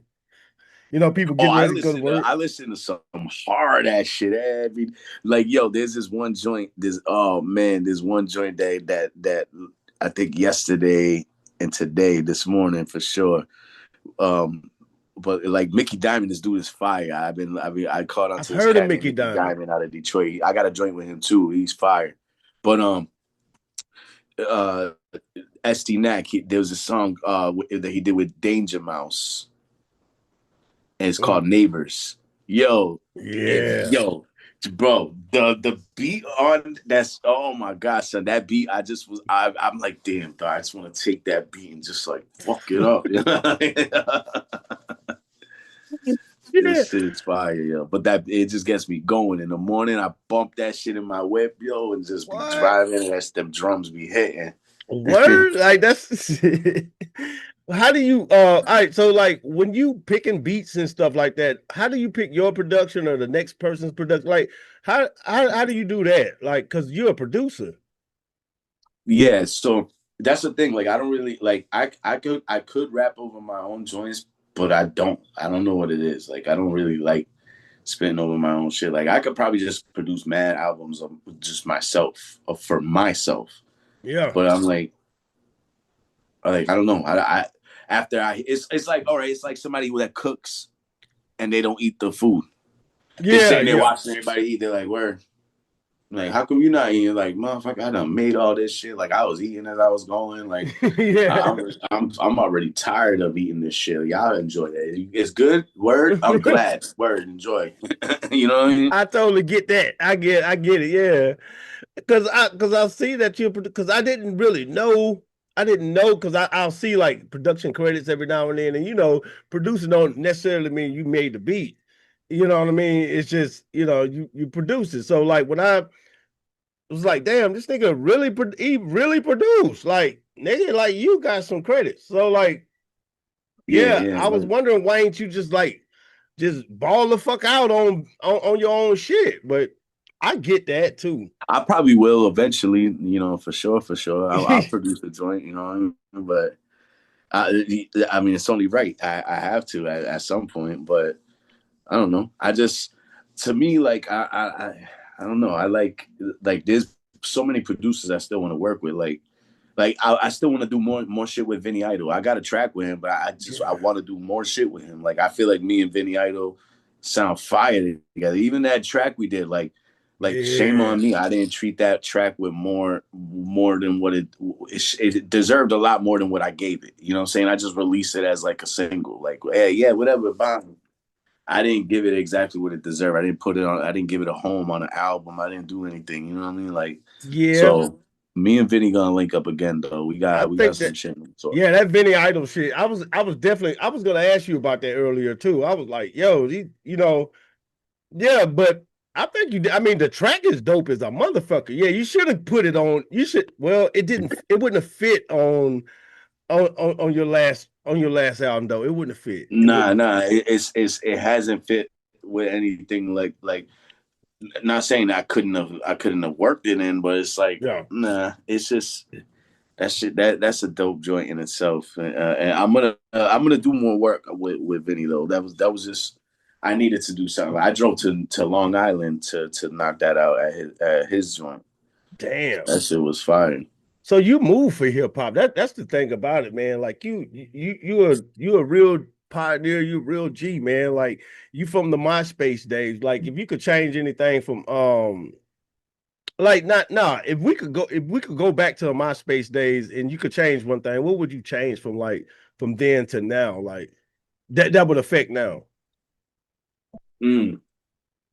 I think I would have actually put together bodies of work. Yeah. Because Yeah. back then I was so deep into doing the music that I would have I think I would have matured up a lot more. Like like back then, like I was just more or less doing street shit and like Yeah. middleman, you know, fucking weed sales and shit, you know what I'm saying? Yeah. Doing dumb hood shit like that. You know what I'm saying? Like Yeah. so it's like you know, PC and this shit, like that's not good, bro. So it's like the mind state that I'm in now, it's like bro, if I get less than 1,000, like if I'm making $1,000 a week, I'm fucking hurting. I need to be making like more. Like I need to be Yeah. making between 2,500 to at least $10,000 a week. Fuck that. Fucking And right. more. Like I'm talking a day, but realistically, we're talking about short term goals right now, right? Right. Because what type of lifestyle are you willing to lead in order to be in certain things in life? Because as anybody, you hear all these people on TV like you could be anything you want to be, blah blah blah. To a degree, yes, you know what I'm saying. But there's things that are sacrificing, like lifestyles. There's so many changes that need to be implemented in order for certain situations to happen. Yeah. Everybody has a different living and life situation, so nobody can ever base their opinions on others. That's Yeah. why it's like I just tunnel vision. I just do my shit and keep it moving. But I stay focused, especially now more than ever, bro. Like I got this platform, the All or Nothing cipher. Yeah. So that's the next move because it's not about me, and I don't use that to promote my shit.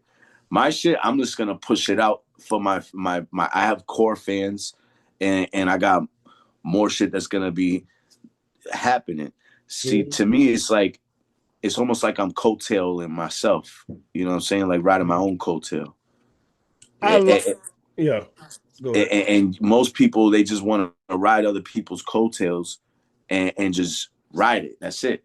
They don't Yeah. want to attribute to it. They don't want to do nothing. They don't want to bring nothing forth to the table. Like yo, you my peoples, and I got this avenue that you would probably do more with than me. So if I give you this avenue instead of me trying to roll with it, and you really pop off, you bring me with you. We still rocking, baby. Let's get it Yeah. popping. You Like right. you the it thing right now, or and vice versa. Yeah. You know what I mean? Like nobody show love. It's like that you got to be out for yourself and stay tunnel vision. You really do.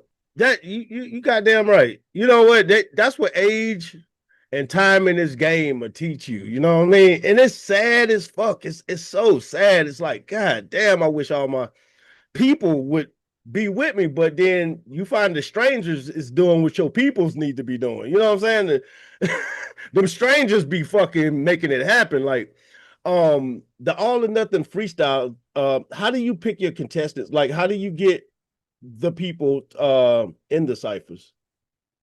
So it realistically has been it truly has been me hitting up people I know that I like and just asking them to get on. And so I've been getting lucky enough to have the good people that I've been having on it showing love and coming out, and vice versa. Because I want this to be a legit platform, but so the startup is always going to be the hard part about it. You know what I'm Facts. saying? First and foremost, it's so hard for yo. It's like what my man IQ with which I brought him in because he's a whole totally different wave of rap. But hip hop IQ that he was at the on the latest one, Yeah. and he even said it. He's like, you know, rappers are just people with delicate egos. You know what I'm saying? One Yeah, they thing are. said, all of a sudden is a whole chaotic situation, ranting, raving, diss songs, whatever. You know what I mean? Like it's like everybody's out in it for themselves. So it's like, Dude. I think what you got is something big though. Like I really do. The All or Nothing Cipher is, I think that is big. I think, like I'll truly support that. Like because I want it to be a situation where it's like every month we have a different hip hop legend that's gonna be on it, right? And I haven't been able to get up to that point yet because again, it's everything's about bread nowadays, right? right. Realistically, I can have motherfucking 20 episodes if all the bread is there. I'm self-funding all of this. I got a team, Wow. so I'm never gonna say I'm doing this by myself.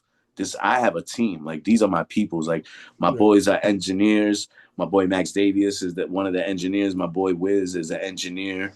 You know what I'm saying? He owns the studio. We co-own the studio. Um, we put in work together. I get the brand, the material, the merch. We get everything together. We put together the website. We're doing everything together. We a team.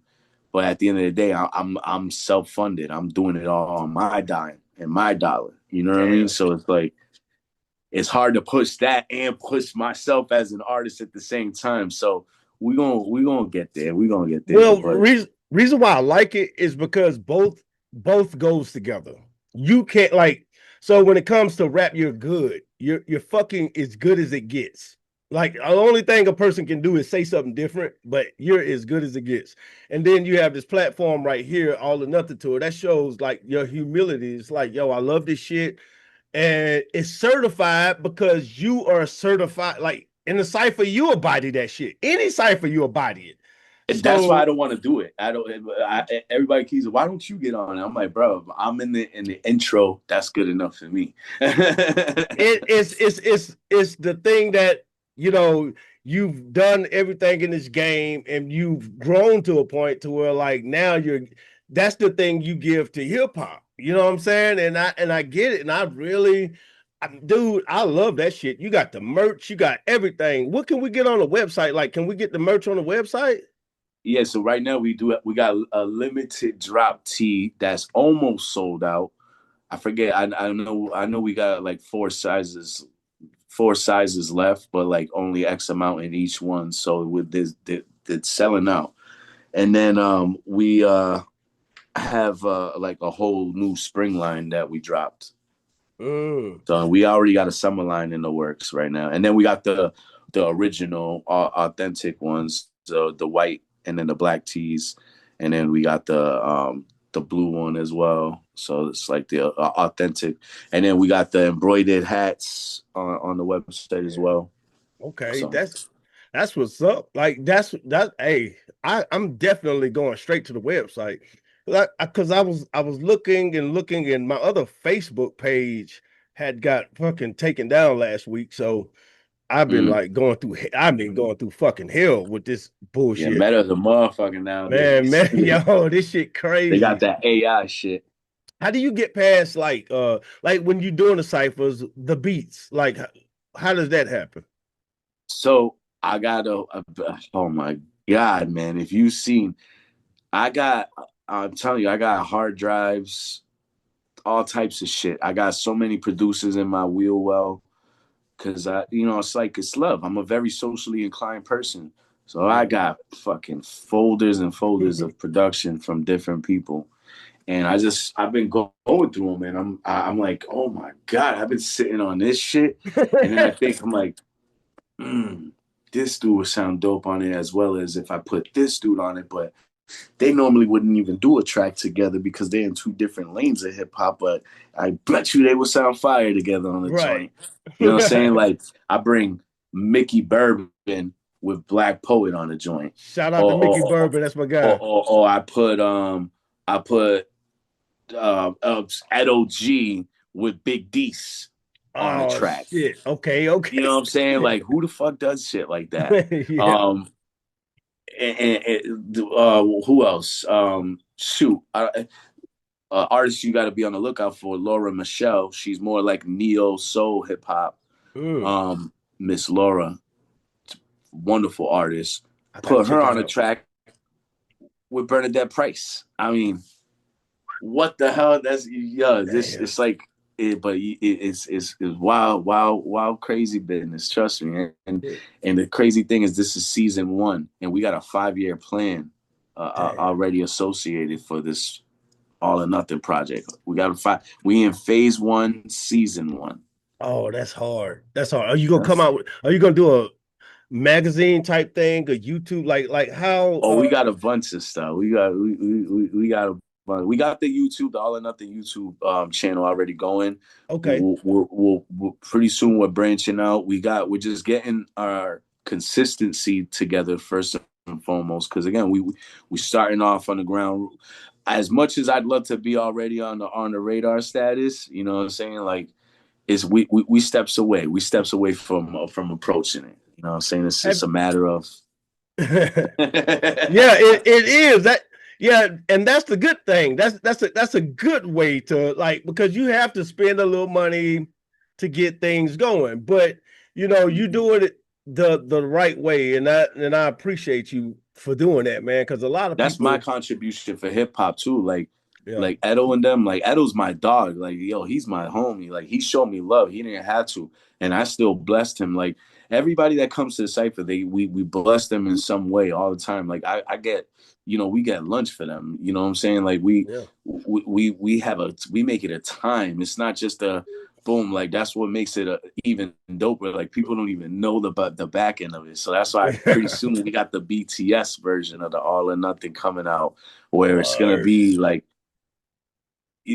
we got things. You'll see. I'm already disclosing a lot. So I'm saying I would like. I ain't gonna bullshit you, man. Like, we going to Tubi this year at some point. We just waiting on them to pick us up. I That's fine. would like to see your ass. Like, I would love to have you on Tubi or some shit like that, man. To see that, because is your cipher compared to a lot of ciphers. Like, a lot of ciphers. All right, fuck it. Let me put it out there. XXL and all of them. Fuck them. And it's not fuck them, but it's like, dude, I know somebody paid money to get on that shit, like big money to get on it. Your cipher is so original, and it has so many new names, and it turned me on to so many names so far in artists, because Yeah. it's high. It's an invite only cipher. That's the best way to describe it. It's like right. It's really invite only. Yeah, it's an invite only, and it's kind of how even On the Radar functions too. But I mean, again, there's always bread involved. Yeah, because I'm about to say, at some points you'd be like, why the fuck are these people getting given a platform for? Like, this is a here today, gone tomorrow, motherfucker. Why is this? That's what I'm trying to say, because it's like, okay, the rate on the radar, that's like one of my favorite. You know what I'm saying? That I would watch, and then in this past year, I'm like, oh, how did this person get in there? And I'm like, oh, now it's payola time. That's what that is. You know what I mean? And see, your cipher is not like that. Your cipher is like 100% fucking talent, raw shit. And no matter what it is, I can dig it, because it's the highest level of hip hop that you're going to hear. And I hate to use the word underground, but that's what I like to say, because it's a difference in underground and industry. Industry is just like plants. They're plants. Like shout out my man Amadeus and the whole Punchline. Yeah, shout out to Amadeus. Like he got his thing going too. Like, that's his shit. You know what I mean? Like, and that's why when I started this, I just didn't want anybody to think I was trying to step on toes or anything, or I was trying to copy or nothing, because at the end of the day, nothing is original. No idea is original. Even Nas said it. You know what I'm saying? It's all regurgitated shit. You know what I'm saying? But at the end of the day, like, I didn't want this to be like anything else. Like, you know what I'm saying? The Punchline is all basically predominantly New York based. And yeah, he'll fly out every now and again, go to different places, but it's predominantly a New York based situation. Yeah. Whereas my shit is one location, one place, and then I have a New York location, and it's only because I have to. Again, this is me paying dues at hip hop. But, like, for instance, Bernadette, in order for me to make that situation happen, I had to bring my ass out to Brooklyn. And Fuck yeah. you know what I mean? So and would it's love like to go out there, right? You know what I'm saying? so it's like, you know, initially we wanted to keep it in our studio because we didn't want to compromise on the sound quality. But it's like, yo, I got a world-renowned engineer with me. You know what I'm saying? Max Yeah. Davies. I'm like, yeah, we Gucci. Yeah, yeah, he know what to do.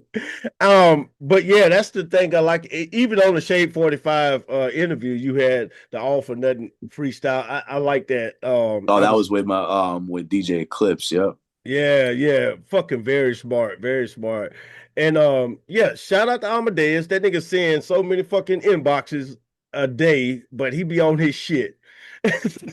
Yeah, yeah. No, for real. But but what you got going on, man?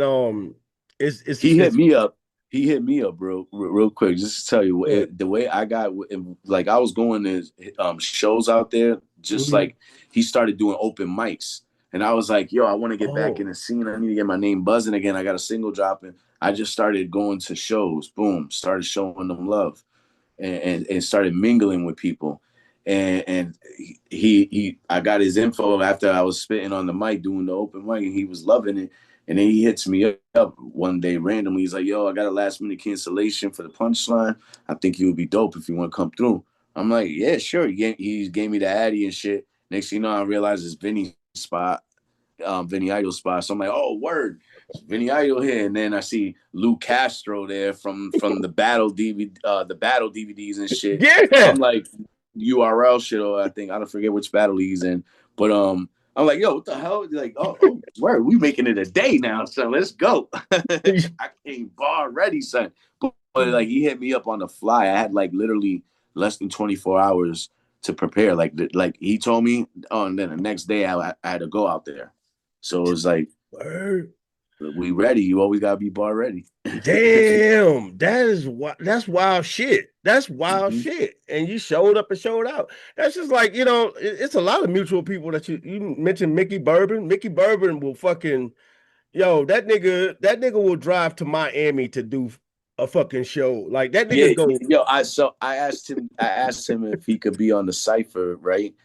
And then I was thinking about it. I was like, oh shit, he's coming from Jersey. I was like, I gotta get Black Poet's ass out of here. I was like, yo, listen, can you scoop Poe for me on the way? And he's like, yeah, yo, I got you. He showed love. He brought Poe up for us and shit. So that what? was dope. He helped us make that one happen. That's fucking crazy, man. Shout out to that nigga Mickey Bourbon. Crazy as shit. Um, so so with this brand, is it like so you got a lot of partners with this, or you're the main CEO with this Nah, it's just company? me and my homie Wiz. If you look at the end of all of our videos now, we have a call to action video. We telling everybody to go check out the website. You know what I'm saying? And it's me and my dude. He got the red beard at the Yeah. very end of the video. That's my partner right there. And then we got my man's Max Davies. He's the additional engineer on the team. So This that's it's pretty much just been us. That's it. do you ever go do you do tours? I've been on tours, but we're actually putting together. But I'm starting to book just all or nothing cipher at a bunch. So we've already tested the waters. We've done 2 events so far where it was just all or nothing cipher. You know, me basically, but it was we promoted it as all or nothing cipher. I got a couple of spots going. We actually gonna be hitting up Kentucky soon, and then in July. Oh, actually, I got in July in Chicago and in Wisconsin. Mm, So we're gonna be in Green Bay, Wisconsin, in July. So we got a lot of shit going on, and then damn. eventually we're gonna end up in Alberta, Canada, Oh shit. for August, and then September we're doing the Boston Freedom Rally. Mm, that's what's up. Boston, Yeah. man.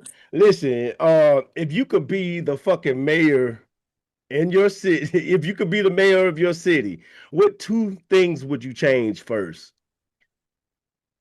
The mayor oh damn, um, in Worcester, what 2 things would I change? Yeah.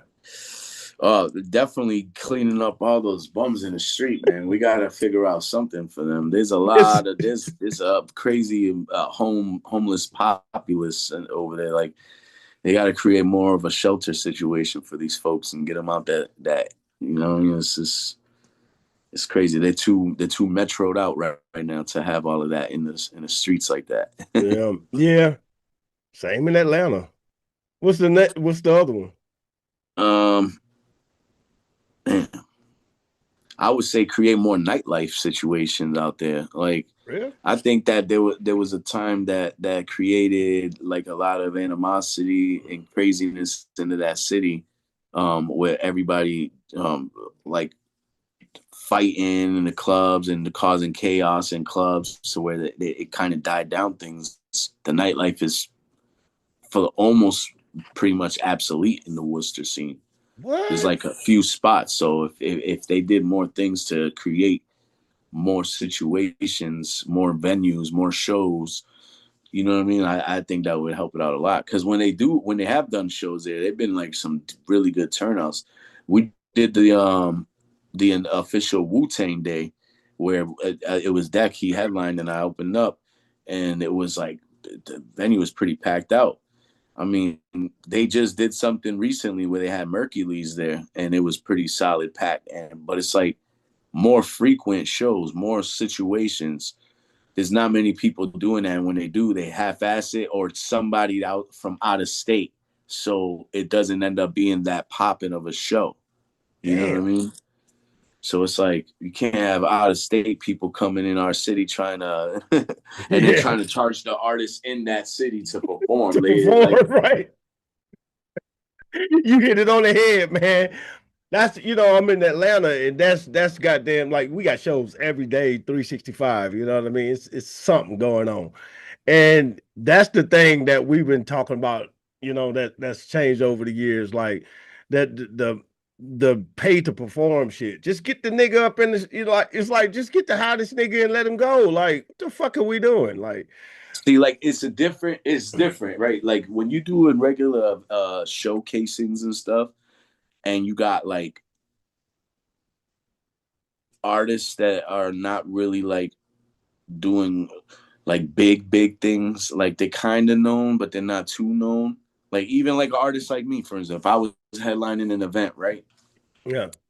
and I'm known. I Yeah. like to feel like I'm known, but I'm a realistic person too. Like you're not gonna pay me $2,000, 2,500 to show up to a show and expect to make that 2,500 from a show just off of my name. There's got to Yeah. be a lot of shit involved in it.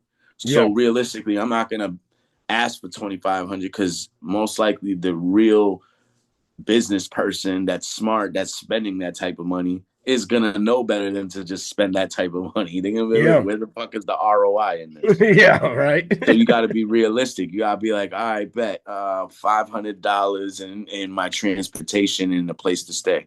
Yeah. You know what I mean? I mean, So I'm gonna be honest though, like, just on some DJ shit, real talk, bro. Like, okay, so Atlanta got a big boom bap scene. I could throw a Dizzy Disaster show and do the all or nothing cipher, and I could pay you 2,500. You know what I'm saying? Like, it'll be worth it. It'll be so fucking worth it. the all or nothing, yo, the all or nothing shit. That's pretty much the situation. So I'm putting together a package for the shows that we are doing with that. We got to chop it up for sure. For I'm sure. about to say, you gotta keep me in the loop, man. We Like, send gotta that chop shit. it up. Yeah, you ain't lying. Send that shit to my inbox. I'm talking about, spam the shit out of me. I am Yeah. 100% in on this. Like, cause I've been a fan. Me and my wife. We've been a fan. Nice, Like, nice. yeah, like, I mean, when I very first heard your shit, I was like, oh my God. And then the cipher thing that you got, like, all of the people I've heard spit, it's crazy. It's like, wow. I would keep that invite only thing going if I was you. I definitely would, Yeah. because Oh, like, yeah. that shit is, But that's why we got the mic drop series. See the mic drop series now? yeah, I created that so that's for anybody to do. Anybody that hits us up, like, yo, I'd like to do it. Yo, all right, it's at our location. We'll record you. We do it on specific days. Usually it's on the same day that we film the cipher. Yeah. But lately I've been doing like in between as well, like because we have a lot of people doing this mic drops, and then we start dropping those as soon as everything's all ready. And it's like usually we try to keep it consistent. We trying to keep consistent flow. Man, that shit about to blow the fuck up, man. You Yeah. you the next millionaire, I swear. You got any shout outs? Oh man, my kids. Yeah, Nah, no, shout out that's to real.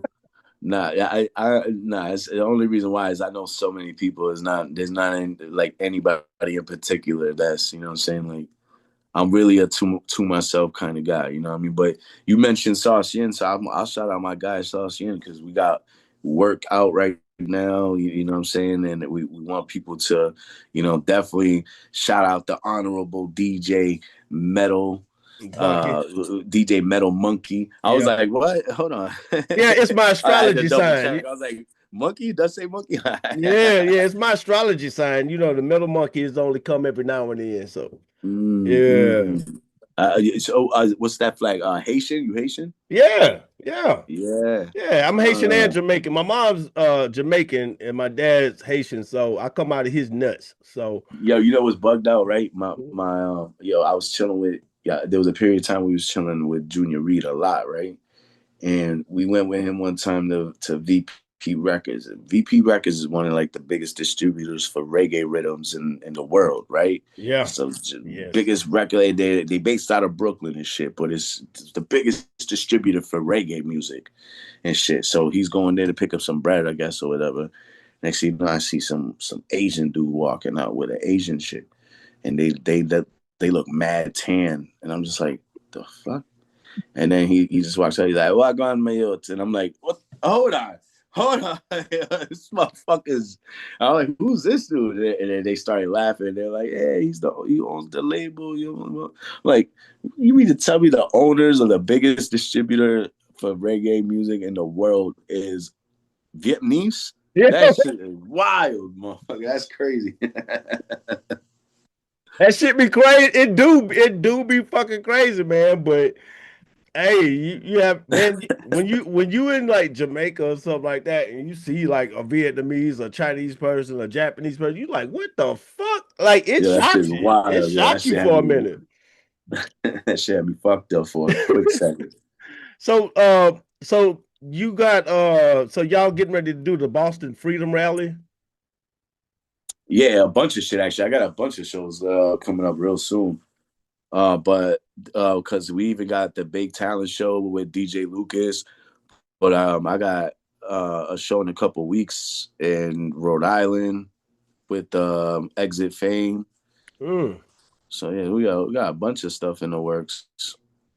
Actually, and then I just got asked to get on another show May 22nd in Fitchburg, Mass. But I'm still waiting on the details for that. Nigga, that shit lit. I see you stay busy, man. Like, you know, bless everything you doing, fam. Like, I'm not even gonna lie. I could literally like go 2 more hours just asking you motherfucking questions, but I want it all to reveal itself because like the site, like I say, the cipher thing, I'm so on board with that. I love it. I wish someday we could get y'all out to Atlanta and do something. Oh yeah, no, we definitely. I know so many people out that way already. I definitely got to go out there. My boy lives in Columbus. Oh yeah, that's yeah. Columbus, Georgia, and shit. So yeah, I just came out of there a little while ago. I stole some shit. Yeah, he be taking the bus. Actually, yeah, Dungeon be out that way too. Damn. Yeah, he live in the country. Yeah, Georgia is oddly cool. It's a weird place, but it's cool. It's gay as fuck, but it's cool. Bro, you telling me out here, bro? They got the gay capital of the world and shit, Provincetown and shit. So there's a lot of fugazi shit going on. Oh yeah. Hold on. through the knowledge. Every day is a struggle. Get that paper. The ones that say money ain't everything's either broke or a hater. Shorty want me up in the mouth as to absorb all my data. Facilitating favors and reprimanded for misbehavior. The moves be major. Get involved. Don't get it fucked up. I murder you lanes and dispose of your bodies in dump trucks. Ain't been the same since I died and came back. I call it dumb luck. Either way, the Lord can say that he got a one up. Divide and conquer. People to get, you know, a feel to knowing, and you know, that's why these motherfuckers be so damn long. But trust me, the watch time be good though. Niggas sit there and watch this shit like a motherfucker. I try to keep it hood though. Another thing is, man, when I seen the art fest, I just watched that art fest, Brooklyn Art Fest. That shit was hard as fuck. So was that the one where they just, because you know on the caption it was like they said my name. That was hard as fuck when you did that. You got good crowd participation. How did you come up with, like, how long have you been performing for? Like, I mean, I know you're a vet, but I'm just saying, like, well, a minute. I used to host a lot of shows. That was the thing. Like back in the day when I started with, like, during the MySpace when they had that shit rolling. I was given a budget by my dude to do a show every month. He wanted a different hip hop legend, so every month I had a new show for like 10 months straight. I was booking Saigon, Sean Price, like Buddha Monk, all dudes that I grew up listening to, like, you know what I mean? And booking them to do a show, and so that I was hosting all those events, and it just, I don't know, like, just broke me into being open. Bam, like, yeah, your crowd participation, like, you rarely see that shit these days. Like, I done sat back there before and just, I'm just like, yo, y'all give them something. You know, like how these years, like from I would say about 2012 to like 2021, how it was kind of goofy. Like the game was just like, nah, nigga, stop. Like now it's back great. You know what I'm saying? But and I used to look and I was like, damn, dude, where's the dudes at? And when I just seen that, I was like, oh my God, this nigga killing this shit. Like, you festival ready. Like well, I mean, duh, you know what I mean? But yeah, your shit, like, so 36 chambers, like, so I seen in one interview you was talking about 36 chambers. You got on the 36 chambers at what age? What? Like, what do you mean? What? Like listening to it wise, like being I don't know. I was stupid young. Damn. But I was a kid, but like my mom's husband, he's from New York. When I met him, I was like 7, 8 years old. So I was listening to the first Wu-Tang album, into the Wu-Tang, shit like that. Damn. But like the one that stuck out to me was the double LP that they put out. Yeah, that was the one, the Wu-Tang Forever. That was my shit. It came with the poster on the inside of the CD. Yeah, I was waiting to get home off of high school. Triumph had dropped, and I was getting out of high school. That actually, shit, nigga, like, I was signed while I was in high school, so like it was weird because we left school at any time. But when that shit dropped, nigga left school so fast, was like, fuck this shit. Nigga was waiting to see that. That's my favorite Wu album, Wu-Tang Forever. That's my favorite Wu album because I love 36 Chambers and shit. Like, see, I thought that was possibly like one of your favorite, and I'm like, when people say that, I'm like, are you programmed to say that, or like, because Wu-Tang Forever, you can't get no better than that. Like, that's it. So that's who put you on the hip hop off top. Yeah, for the most part, you know what I'm saying, like. That it you know, it's crazy, right? Because like now like my mom's husband, she's still with him, you know what I'm saying? Like he's my second pops, you know what I'm saying? But so like back then he was one of those like straight New Yorican dudes, but like like he listened to his old school Spanish, like salsa, merengue, like all the regular stuff. You know what I'm saying? Like, but he wasn't like about like listening to reggaeton and none of that stuff. Like that wasn't his shit. He called that Mira Mami music. He was all about hardcore music too, like Nine and all that shit. Yeah. So that's what I was listening to. I'm like, oh, this is the male figure in the crib. Like that's what he's listening. Oh, I fuck with it. All right, cool. You ain't lying. That's some dope shit. You know what I'm saying? And then, but nowadays, if you see him, bro, yo, we at the family functions, yo, is he's over there singing the Bad Bunny shit, and I'm just looking at him like, all right, you do your thing, pa, okay, all right. Right. But back in the day, he'd be like, nah, son, I don't like this shit, yo. Don't throw on some Tupac, yo. Blah, blah. You know, it's like shit like that. Ain't that shit crazy though, man? Shout out to you know what? What I'm so happy about, man, is that Bad Bunny did perform at the Super Bowl, man. Did you do you get into sports? I mean, I used to love watching the Giants play and shit. I was a big Giants fan back in the day. For My whole real? I'm a family was like, Patriots fan. That's fucked up. Let me see this damn connection. Every time I have some. Sox is my favorite team. I love the Red Sox too, but I like the.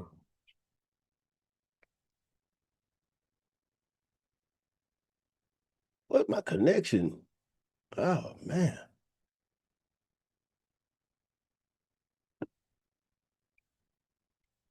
I'm back. Yeah. My connections stopped around Boston Red Sox.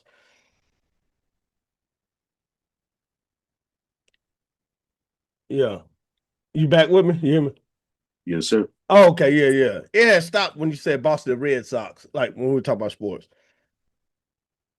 You so like so yeah, like when he performed for the Super Bowl, I think it was like the Puerto Rican because I don't see like do you see shit like I don't get this. You know, like the black thing. That's I hate the word.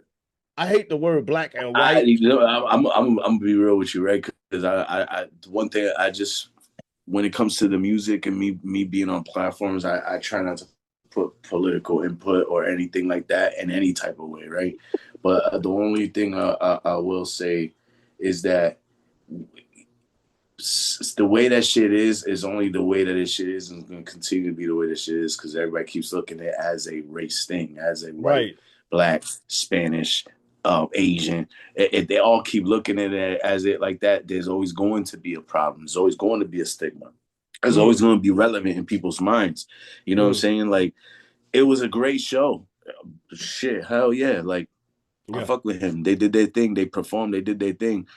But they made it even too much. Like, they're like, like mad hard. Like, it's like, I don't know. I don't know how to explain it. It's like, nowadays you gotta be delicate with what you say. And it's not because like you want to filter yourself, but it's more or less because you want to be able to be heard without being totally written off. You know what I'm saying? Yeah.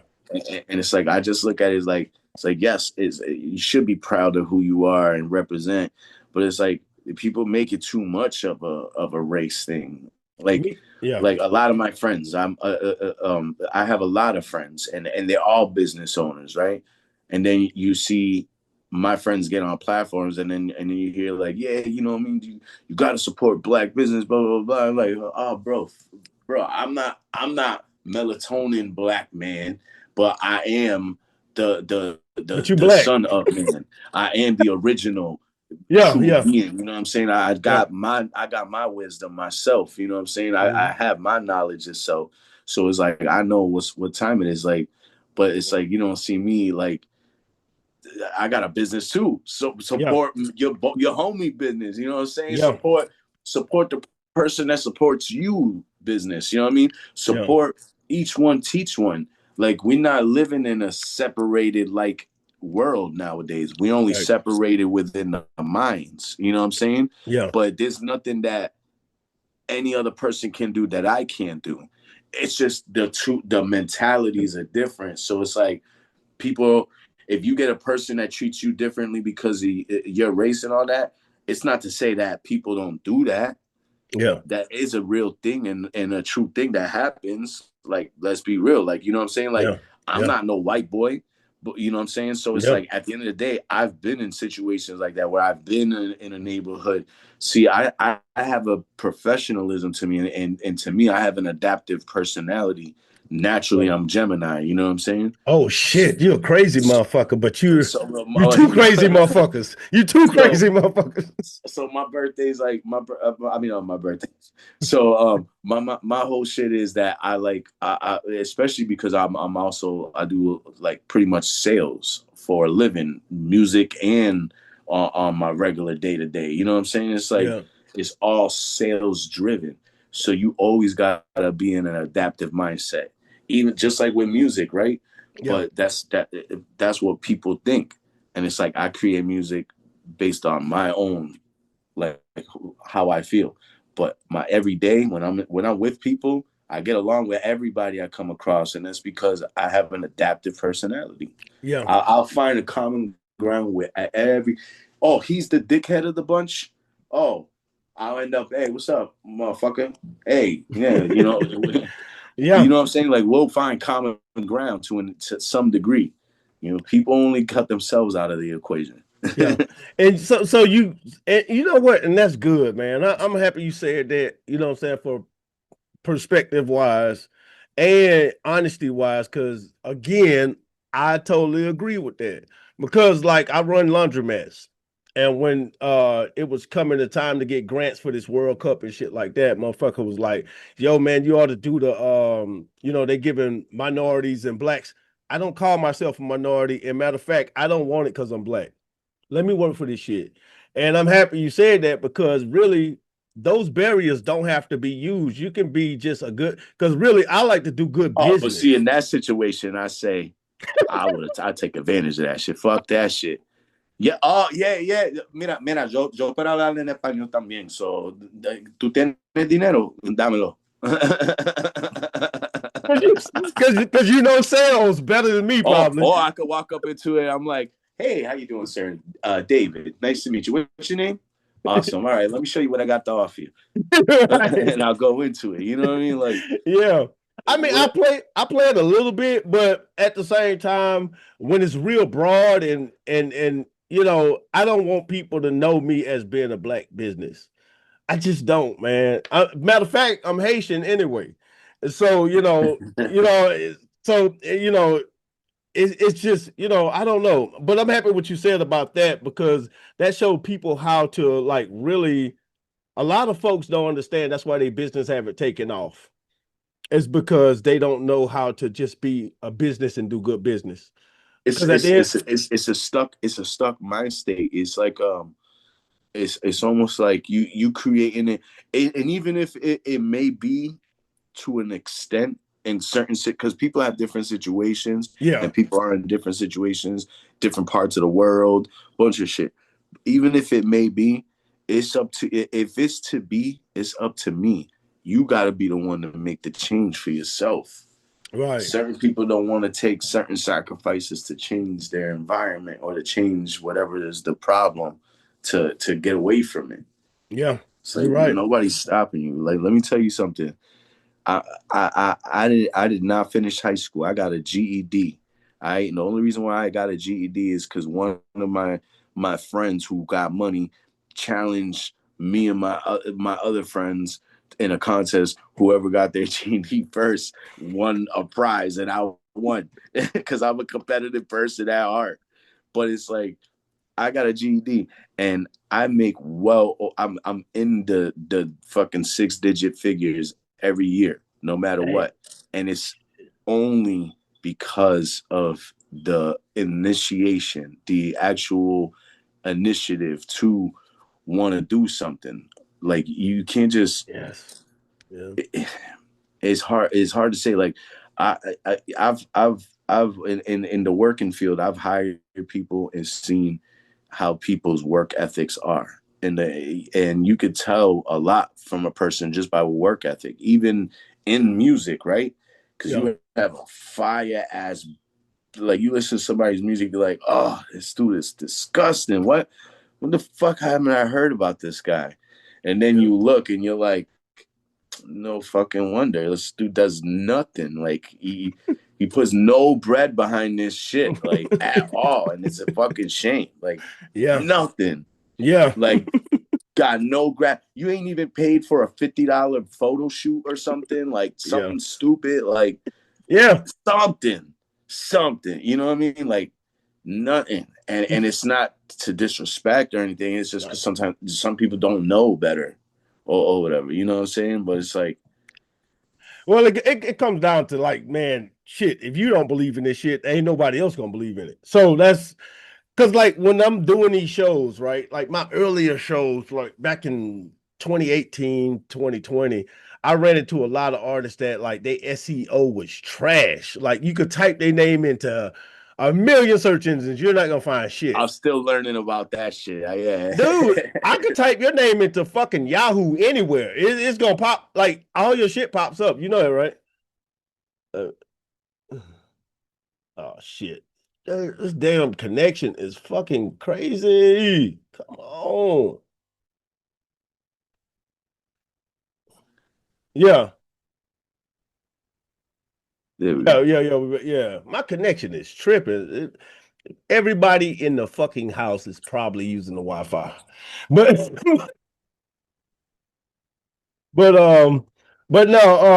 but your shit come up in every search engine. You should see what AI, like literally, like I don't know if you have or not. You should see what AI say about you. It's fucking dope. I ain't gonna lie, it's some dope shit.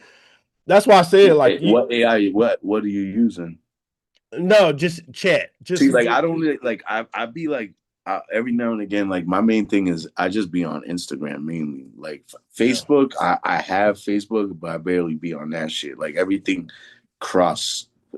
I'm still learning this game. Like I've done corporate marketing for so long that I'm still learning how to do like music marketing. You know what I'm saying? Like we getting there. We getting but on music though, like if I type your name in, if I say based on this link, because this is what I've done, based on this link, tell me about this artist, and it shows me everything.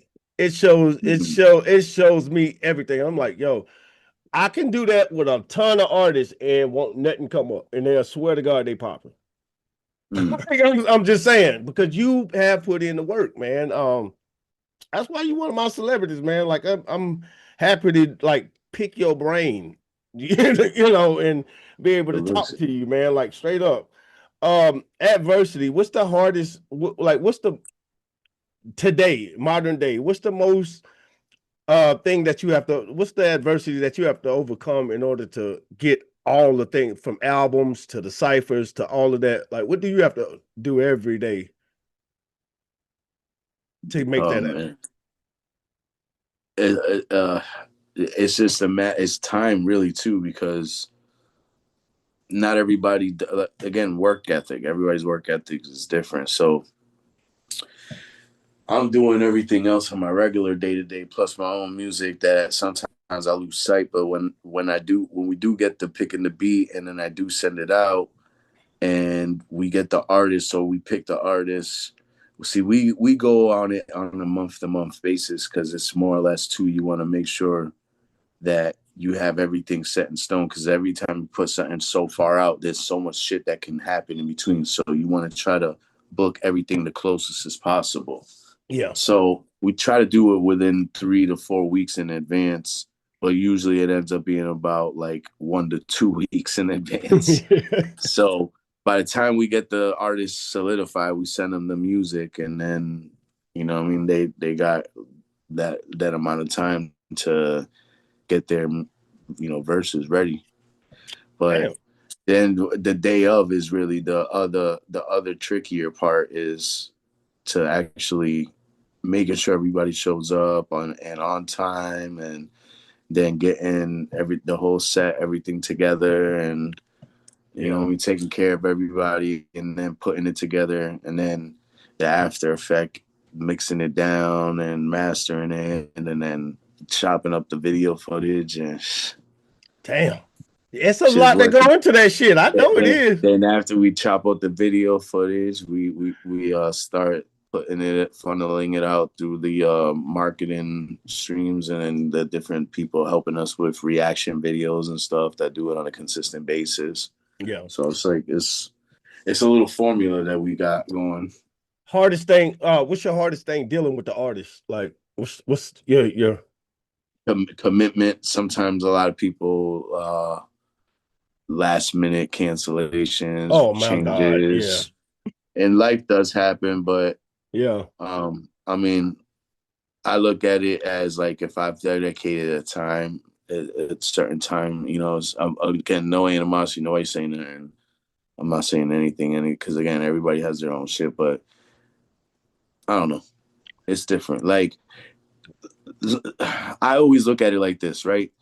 When somebody got dedication and they on the come up, look out for that motherfucker, because that's the motherfucker that when they do make it, that's the motherfucker everybody's like, oh yo, I used to know him, Yeah. or whatever the case may be, or they try to latch on and they oh, how come you don't look out for this person? How come you don't show love? Blah blah blah. Why you gotta why I gotta pay you? Blah blah.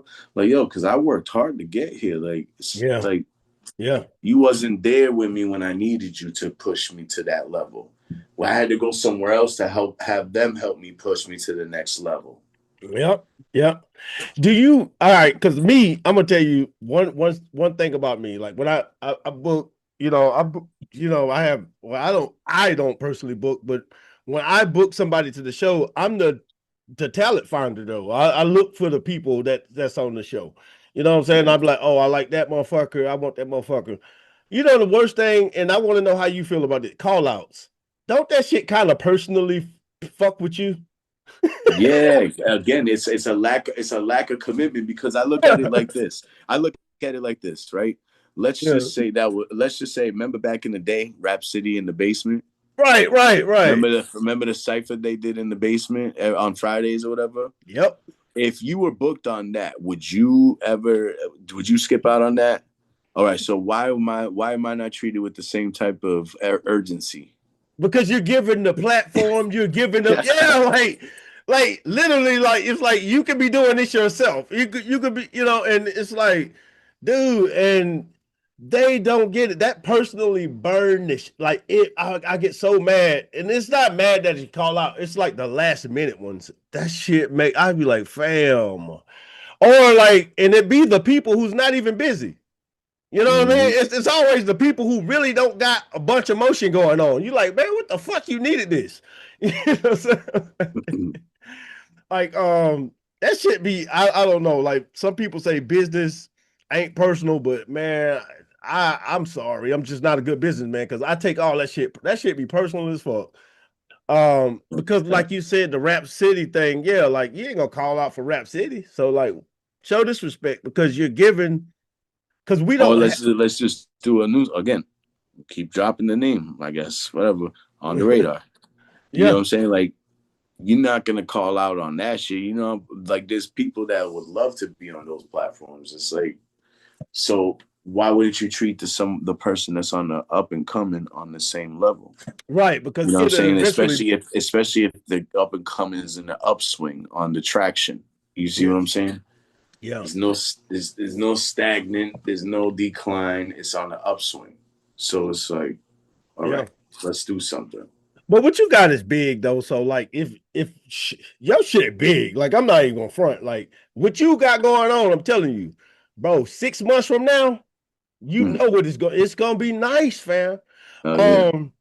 How would an artist be able to get in touch with you to even get on it? Like, just say somebody in fucking Lower Texas wanted to get on the show. What would you? How would they do that? Um. The AON cipher at alornothingscipher.com, or you could do the AON cipher at gmail.com. Okay. Yeah. Mm-hmm. The And AON cipher at gmail.com it will get a more prompt answer. right, cool. And how can we get like if I wanted to listen to the instrumental album, where would I go to find it? Because that's what Oh, that's all platforms. So what's the name of it? David James Music. David James Music, and the instrumental album will pop up. Yeah. I gotta hear that motherfucker, man. Like It's I'm like dead ass. Like it's like it's right here. It's like oh damn, my legs sitting on this chair in that position for that long. It's crazy. I'm sorry, fam. What is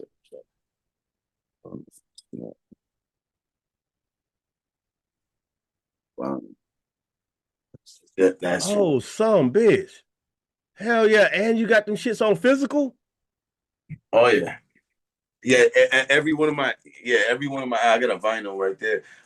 That's one left. But every one of my joints for the most part, I get physical copies of always. You always gotta have physical copies. So where can we go get the physicals? So I have it account on Solid Merch. I got Elastic Stage.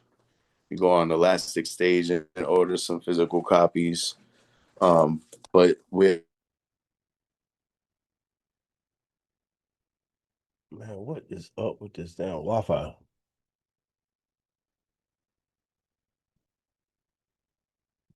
Anywhere. Yeah.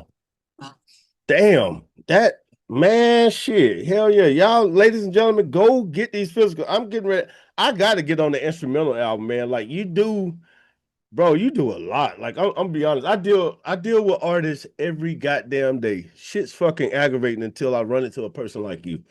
You know what I mean? Because I'm like, yes. And then you can spit like a motherfucker. You don't even have to be doing this extra stuff. But I know as you get older, you realize, oh, we have to turn this into a real. Yo, listen, as long as I still got some youthful appeal to myself, you know what I mean? Minus the getting irie look, you know what I'm saying? Yeah, right. But yeah, man, like I enjoy this podcast. I enjoy like listening to your music. I had a great week prepping up to this moment because I listen to your music. I have certain tracks of you in my playlist anyway. You know what I'm saying? And then plus I've just been on that Villains album. You know what I'm saying? Just listening to that, and I'm like, Lord have mercy. This nigga, you just be bodying niggas like you don't give a fuck. So that's that, you know, and I appreciate it. Thank you for coming on the show, man. Where can we find your music again? So because you know, motherfuckers, and I might miss shit in the description. Where can we find anywhere really. Spotify, Deezer, Tidal, iHeartRadio, iTunes. Okay. Everywhere and anywhere. Oh. SoundCloud. Oh YouTube. Shit. Damn. So that is you on SoundCloud because I seen this shit. Yeah. That's why I tell you about the AI shit. I got videos that we're gonna be dropping real soon coming out. So like I already got 2 videos that's being worked on. And then, you know, shout out to the dudes I've been working with. Again, Designer Films, and then Sando, John Sando, Sando Films. Shout out to him. They've been definitely hooking me up. So yeah, and so one track shit. Before we get out of here, let me ask you this. What was your damn, I almost forgot about that shit. What was your motivation behind self-assassination? Love that shit. Oh shit. Damn, that one is that's crazy. That's funny you say that.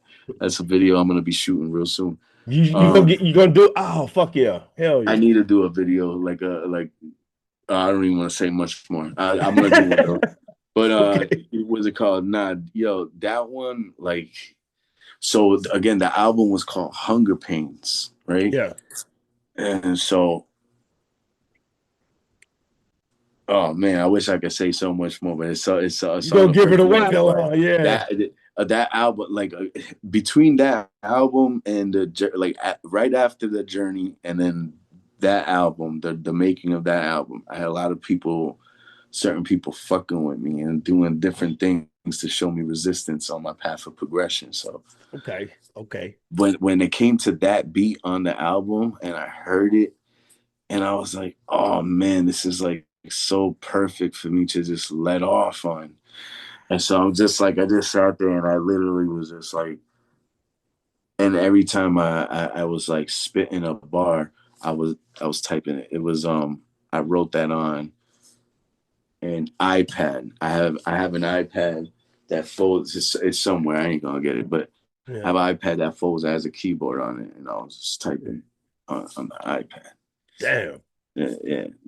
Man, you murked on that motherfucker. That's what I'm saying. Like, yo, please tag me when you drop that video. Let me know. I got my notifications on, so drop it on your channel.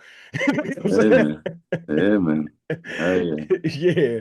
Yeah. I had to. I couldn't get off this motherfucker without asking about that, because I had, during the break, I was like, yes, self-assassinate. What's that track name? That's what I kept thinking. Like, what?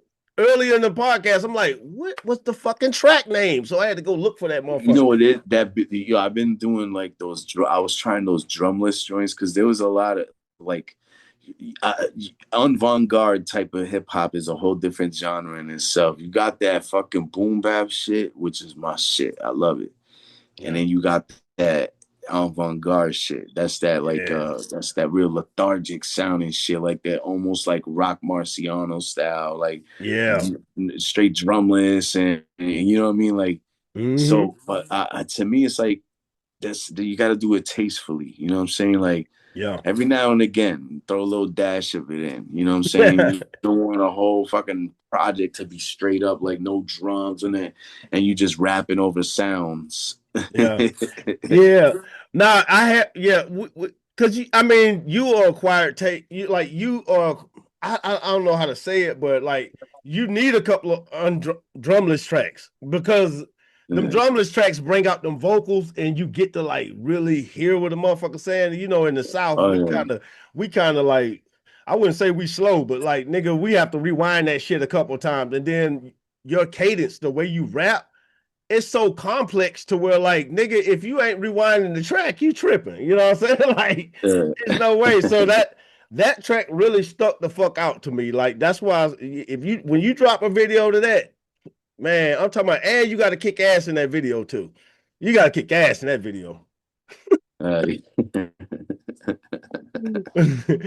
Yeah, man, I appreciate you coming on though, fam. I appreciate you too, my G. Definitely appreciate y'all. Ladies and gentlemen, check out Dizasta on every platform, man. Y'all gotta just fucking rewind this damn show and watch it. Take notes. This motherfucker is dope. That's my guy. I fuck with you, family. Yes, sir. Vice versa, bro. Definitely. Yeah, man. I see you follow me on Instagram already, right? Yeah, man. I'm gonna be stalking you for the next couple days, because I'm gonna follow you back. I gotta check that out. Yeah. I gotta get the team everybody like onto this, because like I've been having you in my playlist and stuff like that. I don't know. You know how you meet so many fucking artists to where, like, after I get somebody on the show, then I lock in, you know what I'm saying? Really, because I be wanting to see who's really real about this shit. You know what I mean? Because you one of them guys. I really appreciate you taking your time. Bro, I got work to be done. Like I said, I got this album with RJ Payne. Bro, I got tracks with Benny the Butcher that I'm sitting on right now too. Like I got this album that I'm putting together, Disrespect. I'm telling you, I got bodies of work that I'm gonna just be starting to release rapid fire. I should be at least dropping 1 to 2 albums a year type of deal. And I don't care I'm gonna make music until I can't make music no more. You ever see those European dudes? What's their names? Pete and Bass or some shit like that? You ever seen it? You ever heard of them? I think I've heard of old ass European dudes and shit. Yeah. I know you talking about. Fire. They be spitting over drill beats dope and as shit. Fuck. Yeah. I thought it was fake, but yo, they really spin. It's some weird shit, yo. Yeah, man. Them niggas like 60 or 70, like they. Killing the game though, bro. This shit's Yeah. crazy. Yeah, that's what I'm saying, man. Like, fuck, you are one of those, you one of them ones. Like I say, like you are in my boat, you're my immortal technique that I listen to. Like every I fuck with yeah. it. I fuck with it. I haven't heard a track that you haven't murdered yet. I'm gonna just be honest. You murdered That's peace. I everything. Like, appreciate it. and it's fucking is impressive because you're very, I mean, like you humble as shit. Like I would think you would be a cocky motherfucker, but now like you down to earth, cool as shit.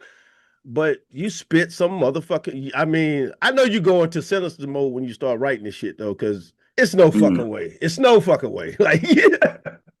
No, I got my own pop screen cover here because I actually spitting on the mic and all that shit. I put if every time I'm in a booth, I swap out the pop screen cover and I put my shit so you know what I'm saying I don't get nothing on the mic. And that motherfucker eating. Hell yeah. But yeah, ladies and gentlemen, check out that alternate cipher. And man, thank you for coming on the show, bro. Yes, sir. Peace, man. Hopefully I can have you back on the show this year at some point. And after you do that damn self-assassination video, I need you back home, man. Face to face behind your back, they hate. I smack the taste out your mouth, no exaggerate, boys.